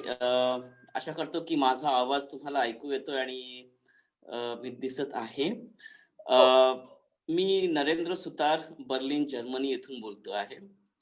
आनंदजी यांच्या सुंदर अशा भाषेवरच्या लेखानंतर मी ऋता पित्रे यांच्या बहिणाबाईची गाणी एक अभ्यास या समीक्षापर पुस्तकातील काही अंश वाचणार आहे. बहिणाबाईंचे वाङ्मयीन व्यक्तिमत्व, घर, गाव, शेत याच बहिणाबाईंच्या अनुभव विश्वाच्या मर्यादा होत्या. परंतु आपल्या कक्षेतील जीवन त्यांनी अत्यंत जिव्हाळ्याने पाहिले होते. जो अनुभव त्यांनी रसरसून घेतला त्याला आपल्या चिंतनाने फुलविले. तसे जे जीवन त्या जगल्या त्यातील सुखदुःखांची सखोल अनुभूती त्यांना आली आणि त्यातच जीवनविषयक सत्याचा जो साक्षात्कार त्यांना झाला त्यालाच त्यांनी आपल्या काव्यात अभिव्यक्ती दिली. त्यामुळे त्यांच्या कवितेत जिव्हाळा ओतप्रोत भरलेला आहे. तथापि निखळ सौंदर्य सक्तीतून होणारा कलाविष्कार हा कलात्मक असतो, मनाला रिझवणारा असतो. परंतु माणसाला अंतर्मुख करण्यासाठी जीवनातील नाट्य रेखाटण्याची क्षमता त्याच्यात येण्यासाठी जरूर असतो तो वेदनेचा पीळ. त्यातूनच मग शाश्वत मूल्य जोपासणारे तत्वज्ञान जन्माला येत असते. बहिणाबाईंच्या गाण्यांचा कालानुक्रम माहित नाही, परंतु त्यांच्या अनुभव विश्वाचा गाभा शोधू जाता त्यांच्या मुळांशी असलेल्या वेदनेचा पीळ मात्र निश्चितच जाणवतो. आपल्याला खऱ्या बहिणाई भेटतात त्याच ठिकाणी. लपे करमाची रेखा माझ्या कुंकवाच्या खाली, पुशीसन गेलं कुंकू रेखा उघडी पडली. याच्या मुळांशी तीव्र वेदना आहे. आपला घरधनी हरपला म्हणून तळहातावरची घनरेषा ही त्यांना आपल्या भाग्याची वैभवाची खूण वाटत नाही, तर त्या धनाच्या आटलेल्या झऱ्याचा चराच वाचते. त्या चऱ्याकडे पाहता पाहता ही भूमिकन्या कळवळून भूमातेला विचारते, सांग सांग धरती माता अशी कशी जादू झाली, झाड गेलं निघीसनी मागे सावली उरली. या ओळींतील शब्दातून अपार कारुण्य झरताना दिसेल. झाड तिथे सावली असावी तशी पती तिथे पत्नी, पण असे विपरीत घडले की झाड गेले निघून आणि सावली मात्र मागे उरली. रडून रडून क्लांत झालेल्या आपल्या जीवाची मग त्या स्वतःच समजूत घालतात. स्वतःला सावरताना त्या म्हणतात, भरले डोळे रीते होता होता अश्रूही संपले, पण अंतःकरणातले दुःख मात्र तसेच राहिले. पण हे जीवा असे वांझोटे दुःख भोगू नका, कारण त्या दुःखाला अश्रू रूपाने वाट मिळाली की मन हलके होते. माझा देव आपला ठेवा ठेवूनी देवाघरी गेला. हा ठेवा म्हणजेच मुले तुला सांभाळायचा आहे, तेव्हा हे जीवा तुला आपले दुःख आवरून कर्तव्याला सामोरे जायला हवे. रडू नको माझ्या जीवा तुले रड्याची रे सव, रडू हासव रे जरा त्यात संसाराची चव. असा ते आपल्याच मनाला उपदेश करतात. नशिबाचा फेरा कुणाला चुकला आहे? जे नवग्रह माणसाच्या नशिबाची कुंडली मांडतात त्यांना तरी कर्मगती कुठे चुकली आहे? अरे नशीब नशीब लागे चक्कर पायाले, नशिबाचे 9 गिऱ्हे ते बी फिरत राहिले. मंगळसूत्र तुटले तरी पतीला दिलेल्या वचनाने कर्तव्याची जाण दिली आणि कुंकू पुसून गेले असले तरी उरलेल्या गोंधळाच्या बळावर नशिबाला आव्हान देण्यास त्या सिद्ध झाल्या. बांगड्या फुटल्या तरी मनगटातील कर्तृत्वावर विश्वास होता. त्या बळावरच त्यांनी लोकांची फुकट सहानुभूती नाकारली. आयाबायांनो माझी कीव करू नका म्हणून बजावले. इतकेच नव्हे तर कुंकवाखाली लपलेले माझे भवितव्य आता मला सामोरेच आलेले आहे. त्यात तू वेगळे काय सांगणार असे म्हणून ज्योतिषालाही त्यांनी आपला दरवाजा बंद केला. तेव्हा बहिणाईंचे दुःख शहाण्या सुरत्यांनाही लाजविणारा सुजाण पण नाही असे कोण म्हणेल? त्या दुःखाला कारुण्याची किनार जरूर आहे, पण त्यात निर्बुद्ध आकांत आक्रस्तळेपणा याचा लवलेशही नाही. विपरीत काळीही स्वतःच्या मनाचा तोल ढळू न देण्याचे बहिणाबाईंचे फार मोठे सामर्थ्य आहे. डोळे पुसून बहिणाई कर्तव्याला सामोऱ्या झाल्या तरी जीवनाचा प्रवास सुखाचा नाही. आयुष्याची वाट संकटाच्या काट्याकुट्यांनी भरलेली आहे हे त्यांना माहीत होते. भाईबंद सगळे सोयरे हे सारे मतलबाचे धनी, ते मदतीसाठी धावून येतील ही आशा व्यर्थ आहे. म्हणून ते आपल्याच जीवाला बजावतात. तुझ्या पायाने जान तुझ्या तुलेच जीव, तुझ्या पायाने जान तुझ्या तुलेच जीव, लावणी पार आता तुझी तुलेच नाव. त्यासाठी त्या स्वतःलाच धीर देतात. वाऱ्याचं वाहादन आलं आलं रे मोठं, त्याच्यात झुकीसनी चुकू नको रे वाट.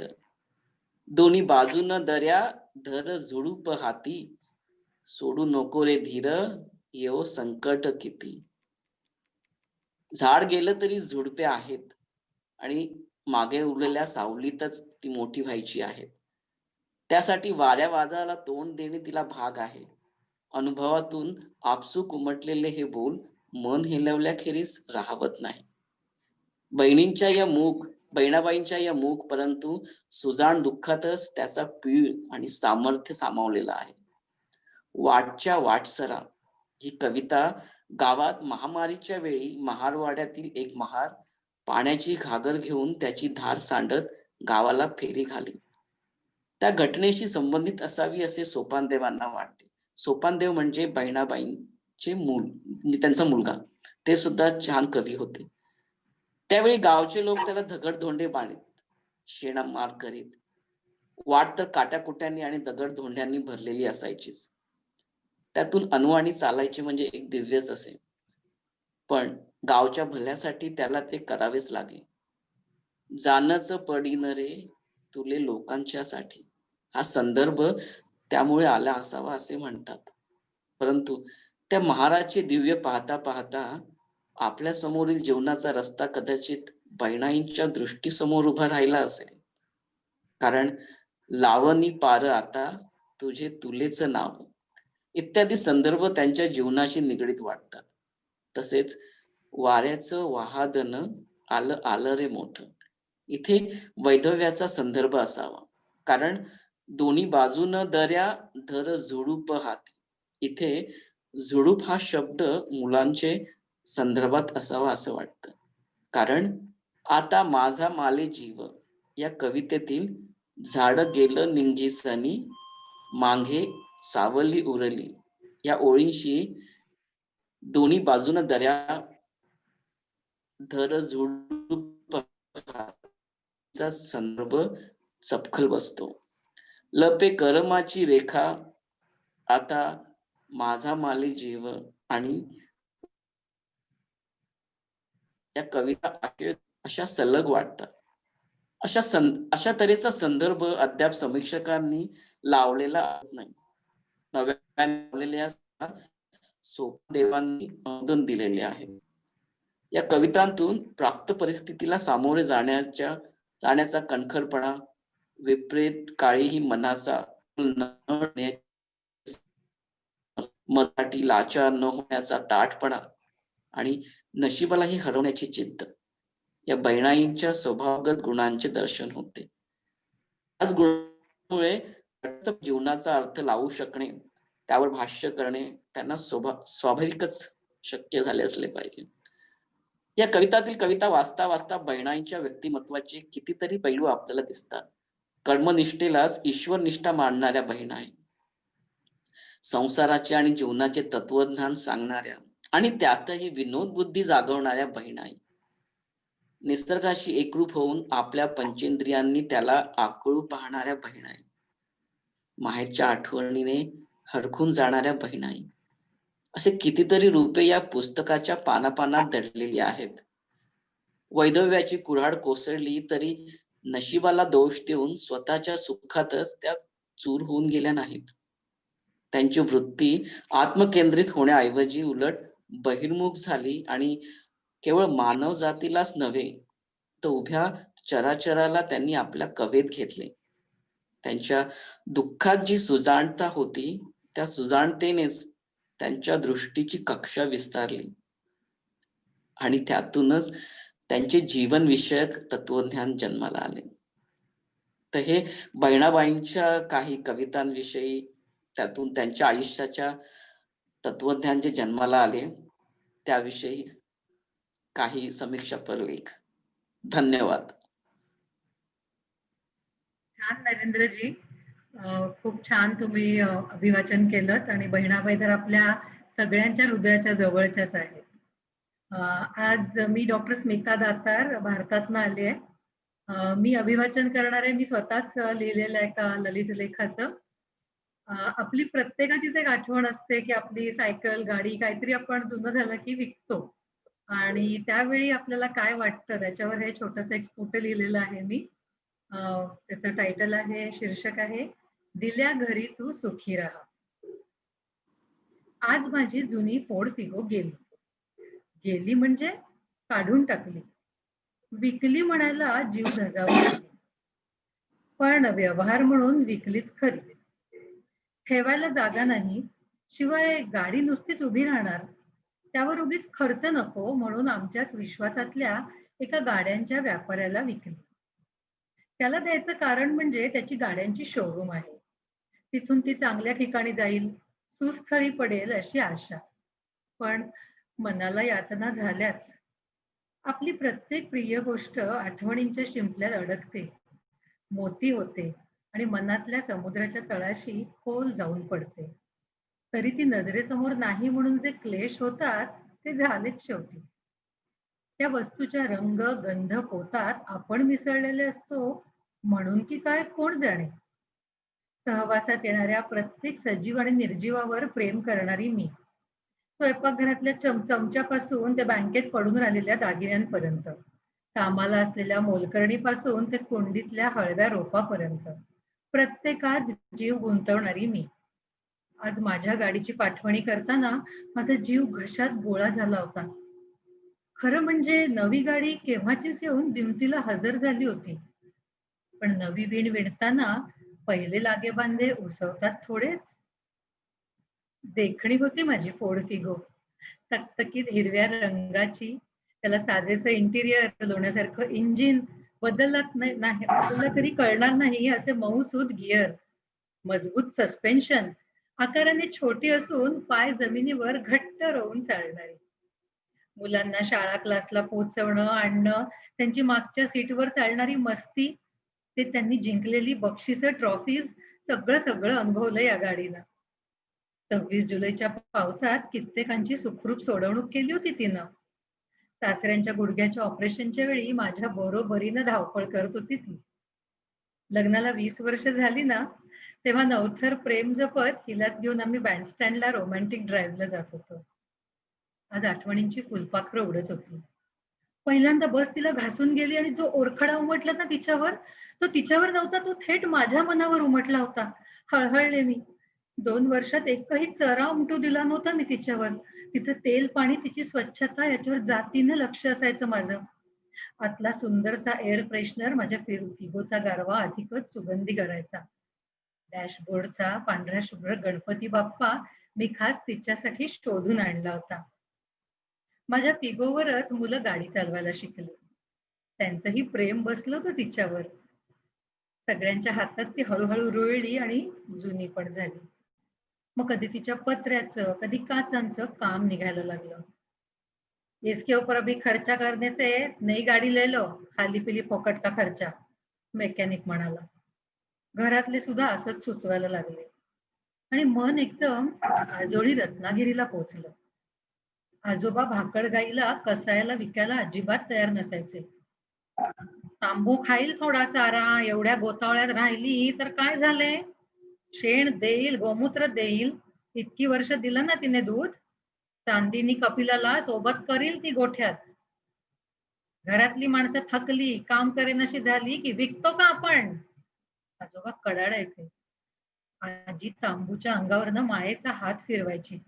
ते भाबडं जनावर मग पुढे कधीतरी आजोबांच्या शेतातच मिसळून जायचं. यथावकाश शेतीवाडी गोठे कमी झाले. मामा मुंबईहून जाऊन येऊन कसा बसा शेताचा तुकडा सांभाळायला लागला. आजोबा आजीचा कापूस कधीच ढगात विरला होता आणि मामाला दुभती न राहिलेल्या जनावरांची पाठवणी करण्यावाचून पर्यायच उरला नव्हता. कधी दान तर कधी व्यवहार, पण सगळ्यांनी त्याला समजून घेतलं. चूक की बरोबर याचं उत्तर परिस्थितीच देत असते ना. मी फिगोच्या कपाळाला कुंकू रेखलं, औक्षण केलं. एकदा तिच्या अंगावरून मायेचा हात फिरवला. तांबूचं अंग थरथरायचं ना, तशी थरथर उगीच फिगोच्या त्या चकचकीत पत्र्यात जाणवली. डोळे भरून आले. सुखी राहा ग बायो, मनातल्या मनात फुटफुटले. अशीच एक दिवस मुलीची आणि मुलाचीही पाठवणी करायची त्यांच्या जोडीदारांबरोबर. त्याची गाठ बांधली. हिरवा ठिपका वळणावरून दिसेनासा होईपर्यंत डोळ्यातल्या धोक्याआड तिला पाहत राहिले, नुसती पाहत राहिले. धन्यवाद.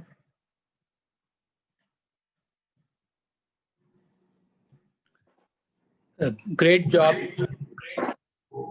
तुमचं ऐकताना मला माझी पहिली गाडी विकली त्याचं आठवलं. माझं नाव शिरीष कीर्तन आहे. मी ऑर्लँडो फ्लॉरिडामध्ये असतो. मी एक छोटी गोष्ट वाचणार आहे. मला जरा मोठी गोष्ट छोटी करायला लागली, पण I think you did a great job. Amit टंडनची स्टँडअप कॉमेडी मी आणि मीना ऐकत होतो.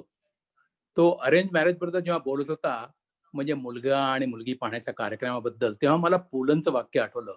जशा विहिणी एकमेकींना आपल्या घरची वळणं कशी सरळ ते समजावून सांगतात, त्याची मला आठवण लागली.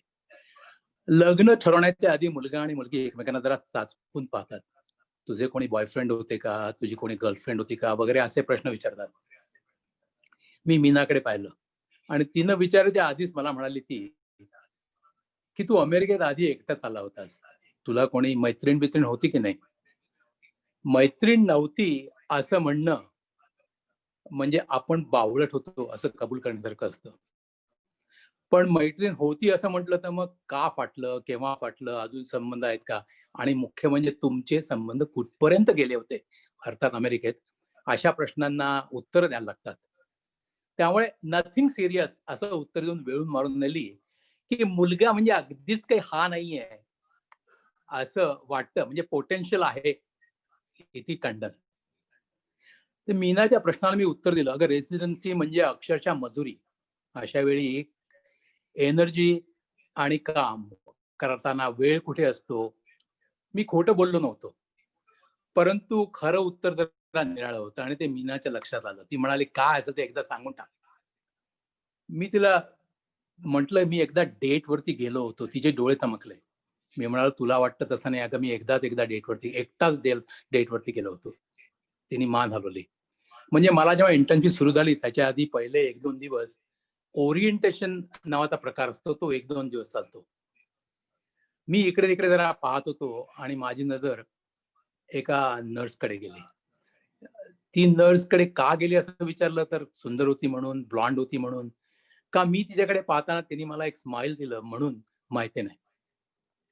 ओरिएंटेशन मधल्या ब्रेकमध्ये माझी आणि तिची ओळख झाली. योगायोगानं माझं पोस्टिंग ज्या फ्लोअरवरती होतं त्या फ्लोअरवरती ती पण होती.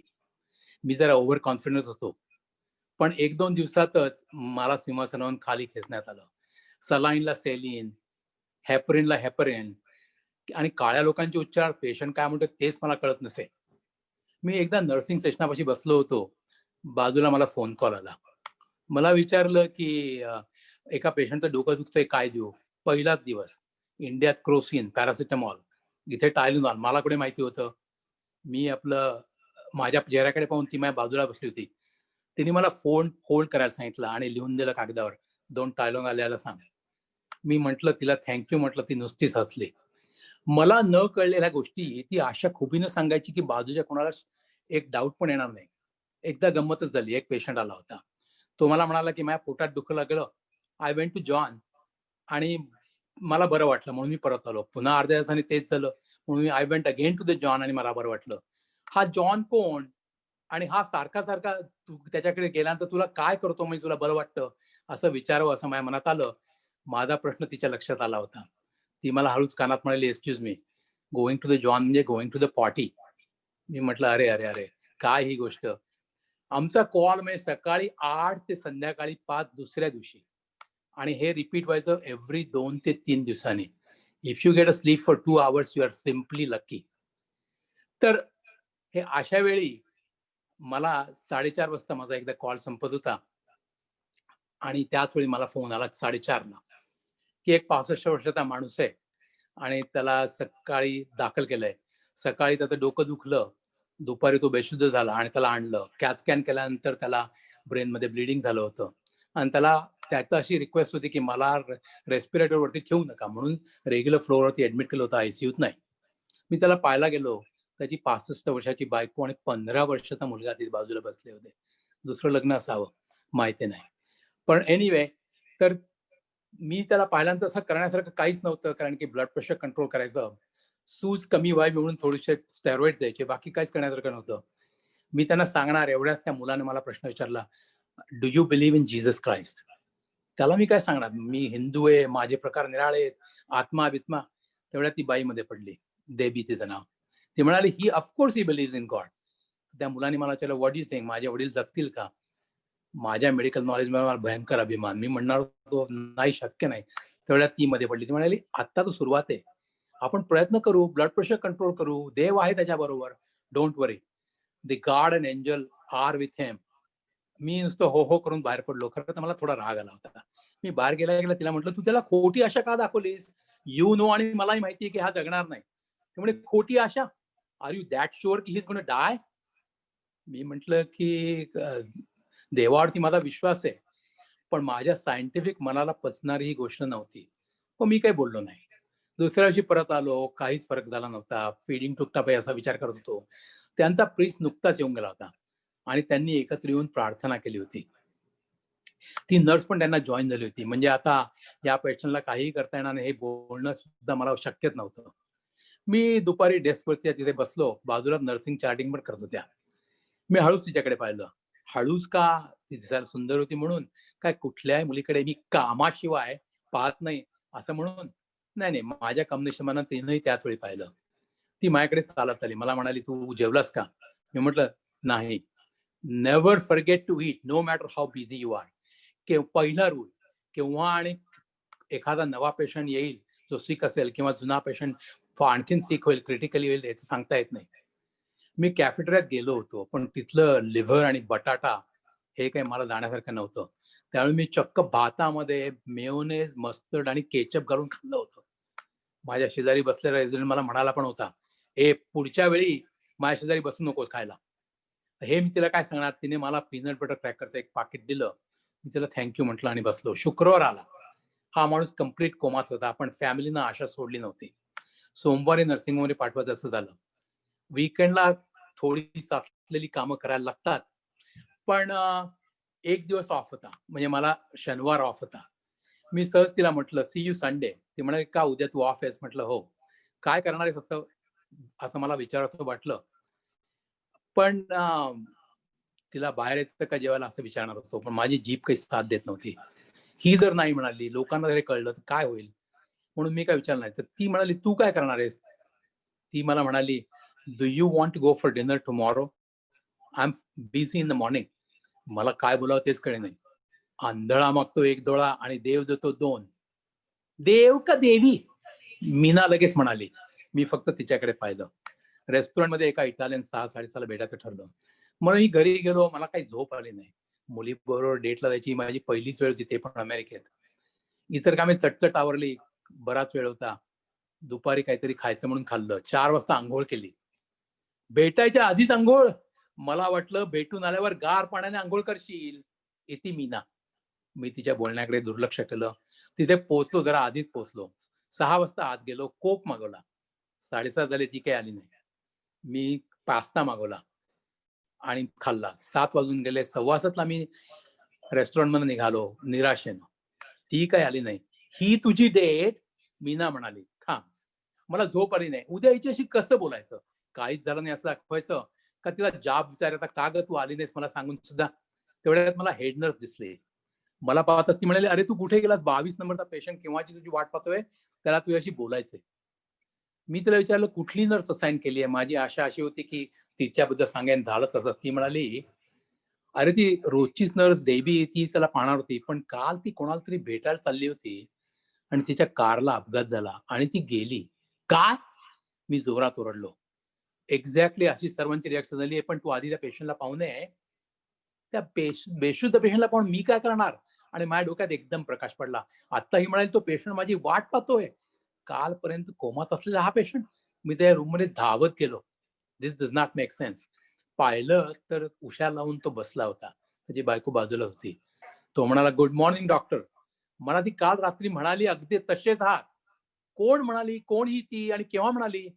तो म्हणाला, डॉक्टर असं काय करता? ती नर्स काल रात्री मला जाग आली तर ती माझ्या उशा नीट करत होती. मला म्हणाली, मला आता येता येणार नाही, पण you are in a good hands. तो डॉक्टर असाइन केला आहे ना, तो खूप छान आहे. तो उद्या येईल. त्याला माझा निरोप दे. म्हणा मी तुला नक्की भेटेन. आवासून मी त्याकडे पाहत होतो. मी काय बोलणार? मी गोष्ट संपवली. मीनाकडे पाहिलं. तिनं माझा हात हातात घेतला आणि हळूच दाबला आणि मी त्याला प्रतिसाद दिला. थँक यू आणि thank you everybody for arranging such a wonderful meeting. Have a nice day.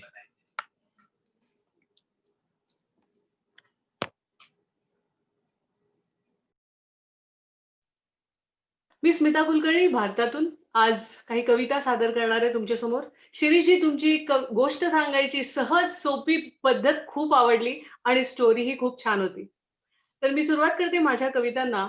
एकूणच आजच्या या शब्दांगण कार्यक्रमात सगळ्यांनीच कुठं ना कुठं आयुष्य कसं जगावं आणि वेगवेगळे अनुभव सांगितले. तर त्यालाच अनुसरून माझ्या ह्या काही कविता आहेत. तर प्रत्येकाला जेव्हा आपले चांगल्या वाईट अनुभवावरनं कसं वागायचं नाही हे कळलेलं असतं. पण बाय नाऊ एक मात्र गोष्ट सगळ्यांना पटलेली असते, ती म्हणजे उगाच खंत करत बसण्यात काही अर्थ नसतो. तर याला अनुसरूनच आजच्या काव्याचं माझं पहिलं शीर्षक आहे, नसते खंत करायची. नसते खंत करायची उरी सळणाऱ्या व्यथेची, नसते खंत करायची उरी सळणाऱ्या व्यथेची, कारण सुरुवात असते करायची नित्य नव्या कथेची. नसते खंत करायची सरलेल्या जीवनाची, तर वाट असते धरायची सदैव उज्ज्वल भविष्याची. नसते खंत करायची मावळलेल्या रातीची, कारण अपेक्षा असते करायची उगवणाऱ्या सुंदर दिनाची. नसते खंत करायची रिसवलेल्या विषाची, तर तृप्ती असते आठवायची लाभलेल्या अमृताची. नसते खंत करायची आजची व उद्याची, कारण आसुरी धरायची जीवनाच्या हर क्षणाची. नसते खंत करायची भारी लाभलेल्या संचिताची, कारण पूर्ती असते करायची कर्तव्यपूर्ण कृतीची. नसते खंत करायची कधी कधी कशाची, तेव्हाच प्राप्ती होते चिरंतन सुखाची. तेव्हा हे असं सुंदर बिनधास्त सुंदर आयुष्य जगायचं तर माणसानं कुणासारखं जगावं, याचं उत्तर देताना हे पुढचं काव्य आहे.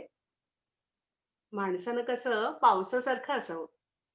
माणसानं कसं पावसासारखं असावं, धडाधडा कोसळावं आणि मनमुक्त व्हावं. माणसानं कसं पावसासारखं असावं, मनामध्ये साचलेलं योग्य वेळीच फेकून द्यावं. माणसानं कसं पावसासारखं असावं, मनातल्या भावनांनी इतरांना चिंब भिजवून टाकावं. माणसानं कसं पावसासारखं असावं, माणसानं पावसासारखं असावं, अंगी धमक असेल तेव्हा साऱ्या जगात झोडपावं. माणसानं कसं पावसासारखं असावं, स्वतः सुंदर जगून विश्वात जीवन दान द्यावं. स्वतः सुंदर जगून विश्वात जीवन दान द्यावं. आता या जीवनदान शब्दावरनं मागच्या आठवड्यात भगवद्गीतेच्या फोरम मध्ये झालेली एक चर्चा आठवली. ऑफकोर्स भगवद्गीतेमध्ये चर्चा अशी सुरू होती की जन्माला आल्यानंतर एकमेव गोष्ट कन्फर्म्ड असते आणि ती म्हणजे मृत्यू.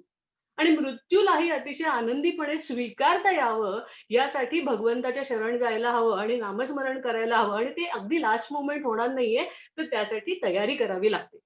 बघा ना, मगाशी सांगितलेल्या अनेक कथांनुसार आपण बालपण, तरुणाई, प्रौढत्व, वृद्धत्व हे सगळे नैसर्गिक बदल, friends, family, health, wealth, technology हे सगळ्याला पुढे घेऊन आपण मस्त पुढे जातो, फायनान्शियल प्लॅनिंग करतो, रिटायरमेंट प्लॅनिंग करतो.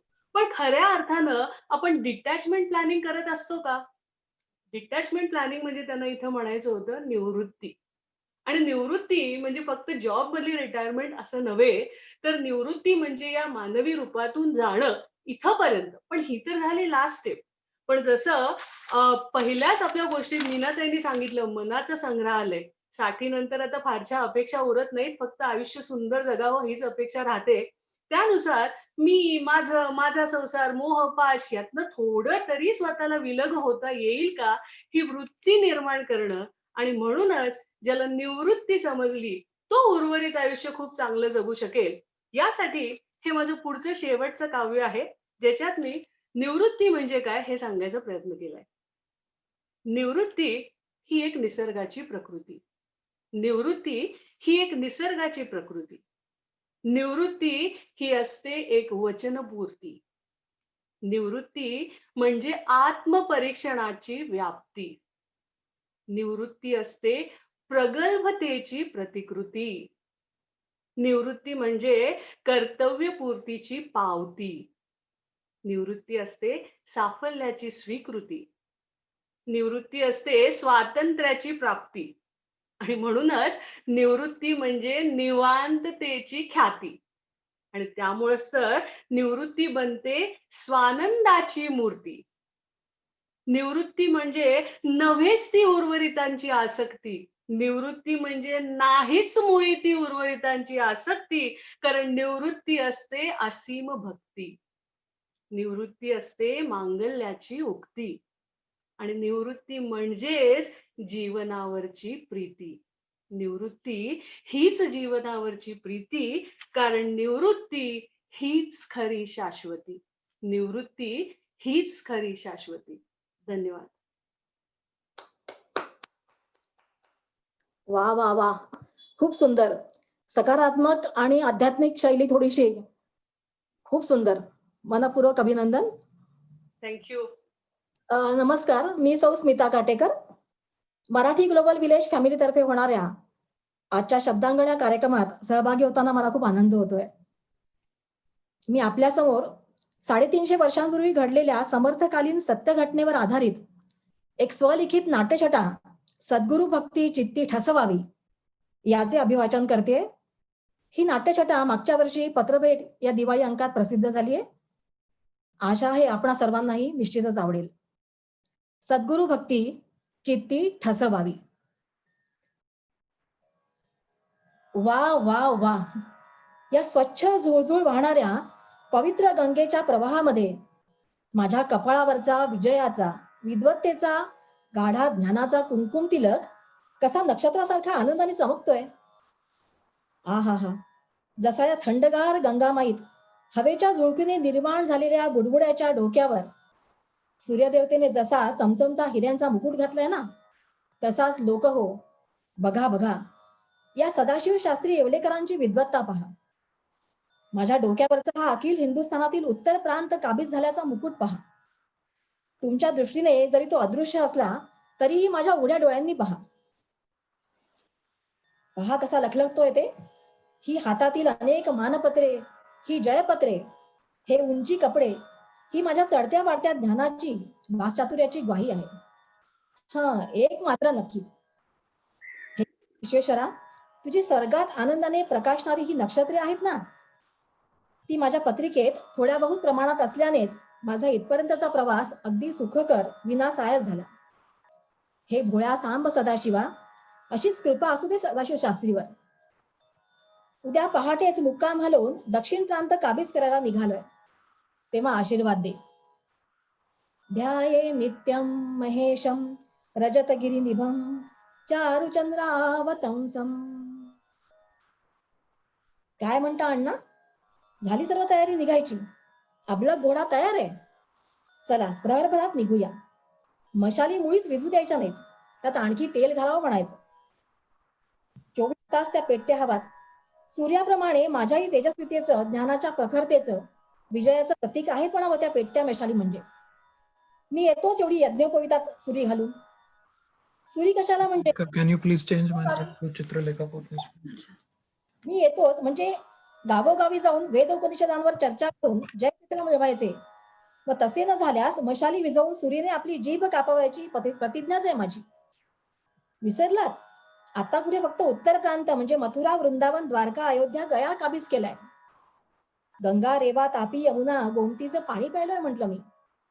आता दक्षिणेकडे कूच करून अखिल हिंदुस्थानातील कीर्तीचा पुरुष हा किताब पटकवायचा आहे मला. आपल्या महाराष्ट्रातील शिवाजी महाराजांचे नाव ऐकतोय. त्यांच्या पदरी म्हणे काशीतली दिग्गज गालाभट्टांसारखी विद्वान ब्राह्मण मंडळी आहे. तेव्हा चला आपला मोर्चा तिकडेच वळवूया. ऐकले होते तसे खरेच आहे म्हणावे. शिवाजीराजे कीर्तिवंत, सामर्थ्यवंत, काय तो तेजपुंज चेहरा, रुबाबदार अंगकाठी. माझा हेतू विदित केल्यानंतर किती पटकन तयार झाले धर्मसभा बोलवण्यासाठी. राज दरबारात थाटामाटाने मानाने बसलेल्या गागाभट्टांकडे पाहताच मन थोडेसे खट्टू झाले म्हणा. परंतु तसं उद्या सकाळीच धर्मसभा हे ऐकल्यानंतर त्यांचा चेहरा पाहण्यासारखा झाला होता एवढं मात्र खरं. ठीक आहे, उद्या कळेलच कोण किती विद्वान आहे ते. अण्णा, कोण आलं म्हणालात? साक्षात गागाभट्ट? एवढ्या रात्री? काय म्हणताय गागाभट्ट? काय वाद नाही करायचा म्हणताय धर्मसभेत? ठीक आहे, मग लिहून द्या की मला जयपत्र. कोण? शिवरायांचे गुरु समर्थ रामदास स्वामी? त्यांच्याशी धर्मचर्चा करू म्हणताय चाफळात जाऊन? ठीक आहे, आता तुम्ही मान्यच केले आहात की ते माझ्या तोडीचे आहेत, तर तसे यावर मी काय बोलणार बापडा. परंतु माझी एक अट मात्र तुम्हाला मान्य करावीच लागेल महाराज. ती म्हणजे तुम्ही स्वतः आणि शिवाजी महाराज दोघांनीही आमच्यासोबत चाफळास यायला हवे. काय मान्य? ठीक आहे तर. काही म्हणा, चाफळ आहे मात्र सुंदर. काय ते स्वच्छ पवित्र देऊळ आणि रामाची ती रथात उभी असलेली सुहास्यवदनी मूर्ती. मूर्तीच्या उजवीकडे लक्ष्मण, डावीकडे सीतामाई आणि या रथाचा सारथी कोण? तर मारुती. अंबापूरच्या डोहात सापडली आहे समर्थांना असं ऐकिवात आहे. सभोवती डोंगर, नाना तरू, आंबेवन, प्रत्यक्ष मांगल्य देवताच तिथे वास करीत आहे असं वाटतंय. परंतु हे काय? आमच्या या लखलखत्या मशाली, या घोड्यांचे टापांचे आवाज कुणी ऐकले नाहीत वाटतं. आमचे स्वागत करण्यास कुणीच नाही इथे. आले. अच्छा, तर हे कल्याण बुवा समर्थांचे एक खास निस्सीम सेवक दिसत आहेत. समर्थ कुठे बसलायत म्हणालात? भैरोबाच्या डोंगराच्या मोठ्या शिलाखंडावर. वा वा, काय गोरीपान, तेजस्वी मुद्रा, धीर गंभीर उदार. परंतु आपण नाही बुवा वंदन करणार इतरांसारखी. नाही म्हणजे तुम्ही आम्हाला बसायला सांगता आहात, पण आम्ही प्रथमतः आपल्याशी वाद घालू आणि जय संपादन केल्यानंतरच आसनावर बसू अशी इच्छाच आम्ही व्यक्त केली आहे शिवाजी महाराजांजवळ. बा रे सदाशिवा, जिंकलास. साक्षात शिवाजी महाराजांच्या गुरुनी वंदन केले आपणास, आणि तेही या सर्वांसमोर. परंतु काहीतरी विचित्र किंतु दिसतोय मनात त्यांच्या. एकीकडे बोलण्यात लीनता आणि कृतीत मात्र उद्धटपणा, परखडपणा. जाऊ दे, आपल्याला काय त्याचे. मग चला आता लगेच सुरू करूया धर्मचर्चेला. काय म्हणाला हा कल्याण? पात्र योग्य आहे, परंतु गाठी झालेल्या आहेत. आता काय म्हणावे याला? ही गुरु शिष्यांची सांकेतिक भाषा काही उलगडत नाही बुवा आपल्याला. अरे, या मोळी विक्याशी वेदांताची धर्मचर्चा करू म्हणताय. आणि हे काय कल्याणा, रेघा काय ओढताय त्या भाकर तुकड्यावर गुजराण करणाऱ्या मोळी विक्यासमोर? माझ्यासाठी उच्चासनावर बसण्याची व्यवस्था करावं म्हणावं. एवढा काशीवरून आलेला प्रगाढ पंडित मी. चला वेदांतापासून सुरुवात करूया. चला, न्यायमीमांसा वगैरे. काय घडले हे विपरीत? मी समर्थांसमोर वादासाठी उभा राहिलो, त्या समर्थांनी या मोळी विक्याला सर्वज्ञ करून माझा 3 वेळा पराभव करविला. मी पराभव स्वीकारलाय अण्णा. बघताय का असे विचित्रासारखे? तुमचा सदाशिव शास्त्री आज पहिल्यांदाच हरलाय. माझ्या या मानपत्रांची, सर्व जयपत्रांची त्या मशालीनेच होळी पेटवून द्या. सांगा त्या सैनिकांना, सांगा मशाली विझवा म्हणावं. आणि मी माझ्या प्रतिज्ञेप्रमाणे सुरीनी जीभ कापतोय. अरे, काय करता आहात कल्याणा? तुम्ही माझ्या हातातून सुरी का हिसकावून घेतलीत? काय म्हणतोय हा मोळी विक्या समर्थांना? महाराज, आपण कृपानुग्रह केल्याखेरीज मला मुक्ती मिळायची नाही. काय? हा मोळी विक्या म्हणजे साक्षात चित्ररथ गंधर्व? मदिरा व मदिराक्षीच्या नादात नारदांच्या केलेल्या अपमानामुळे, त्यांच्या शापामुळे 2दा पशुयोनीत तर एकदा मनुष्य योनीत जन्म घेतलाय म्हणतो. परंतु क्षमा याचनेमुळे, उशापामुळे जगतपाल राजाचा घोडा आणि ज्ञानेश्वरांचा रेडा होऊन, आता समर्थांमुळे मोक्षप्राप्ती होऊन पूर्वीसारखाच चित्ररथ गंधर्व होईल म्हणतोय. बाप रे, काय ऐकतोय मी हे? मतीच कोणतीच झाली माझी तर. आणि हे काय? प्रखर तेजाची विद्युलता चमकून त्यातून दैदिप्यमान प्रकाश पसरून त्या चित्ररथ गंधर्वाचा आत्मा मुक्तीच्या दिशेने गेलाय, आणि त्याचा हा देह असा माझ्या समोर समर्थांच्या चरणी कोसळलाय. हातपाय लटपट कापतायत माझे, कंठही अवरुद्ध झालाय. किती क्षुद्राती क्षुद्र मी.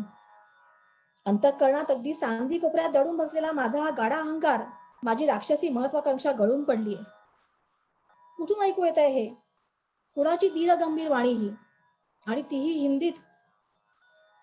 धन दौलत सब माल खजिना और मुलुक सर किया तो क्या जी. वेद पुराण की चर्चा धनी किया और शास्त्र तर पढ़ाया तो क्या जी. आत्मज्ञान की खबर न जाने और ध्यान न बक हुआ तो क्या जी. रामदास प्रभु आत्म रघुवीर इस नयन नहीं छाया तो क्या जी.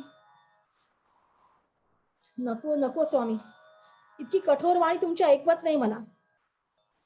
धनदौलत प्रतिष्ठा खरी मानून अंधश्रद्धा समाजात कर्मकांडांचे अवडंबर माजून किती गावोगावी हिंडलोय मी. पण आता नाही स्वामी, खरंच चूक झाली माझ्याकडून. माझा वृथा अभिमान, अहंकार, माझ्या वासनांच्या नीच प्रतिष्ठेच्या गाठी निमाल्या महाराज. माझे निश्चितच काही पूर्वपुण्य गाठी असल्यानेच मला तुमची संगती लाभली, दर्शन झाले महाराज. स्वामी, हा सदाशिव तुमच्या चरणी नतमस्तक होऊन मरणाची भीक मागतोय. माझा उद्धार करा स्वामी. मलाही तुमच्या संप्रदायाची दीक्षा द्या स्वामी.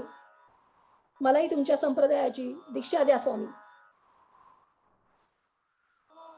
केशव स्वामी. हो, मीच तो केशव स्वामी. या देहाला आता नवीन जन्म लाभलाय. पुस्तकी शाब्दिक ज्ञानाचा पाखंडी लौकिक मातीत मिसळून समर्थांच्या आशीर्वादांमुळे त्यांनी माझ्या मस्तकावर कृपाछत्र धरल्यानेच हे साध्य झालंय. कसली तरी अबोध शांती हृदयात जाणवतेय. चेहऱ्यावर प्रसन्नतेचं हास्य पसरलंय. त्यातून आध्यात्मिक सुखाचा प्रवाह वाहतोय. आहा, किती सुखाचा, माझ्या पूर्ण भाग्याचा दिवस आहे हा. धवळला प्रकाश, आत्मरंगी बोध, अंतरी अखंडित ज्ञानदीप.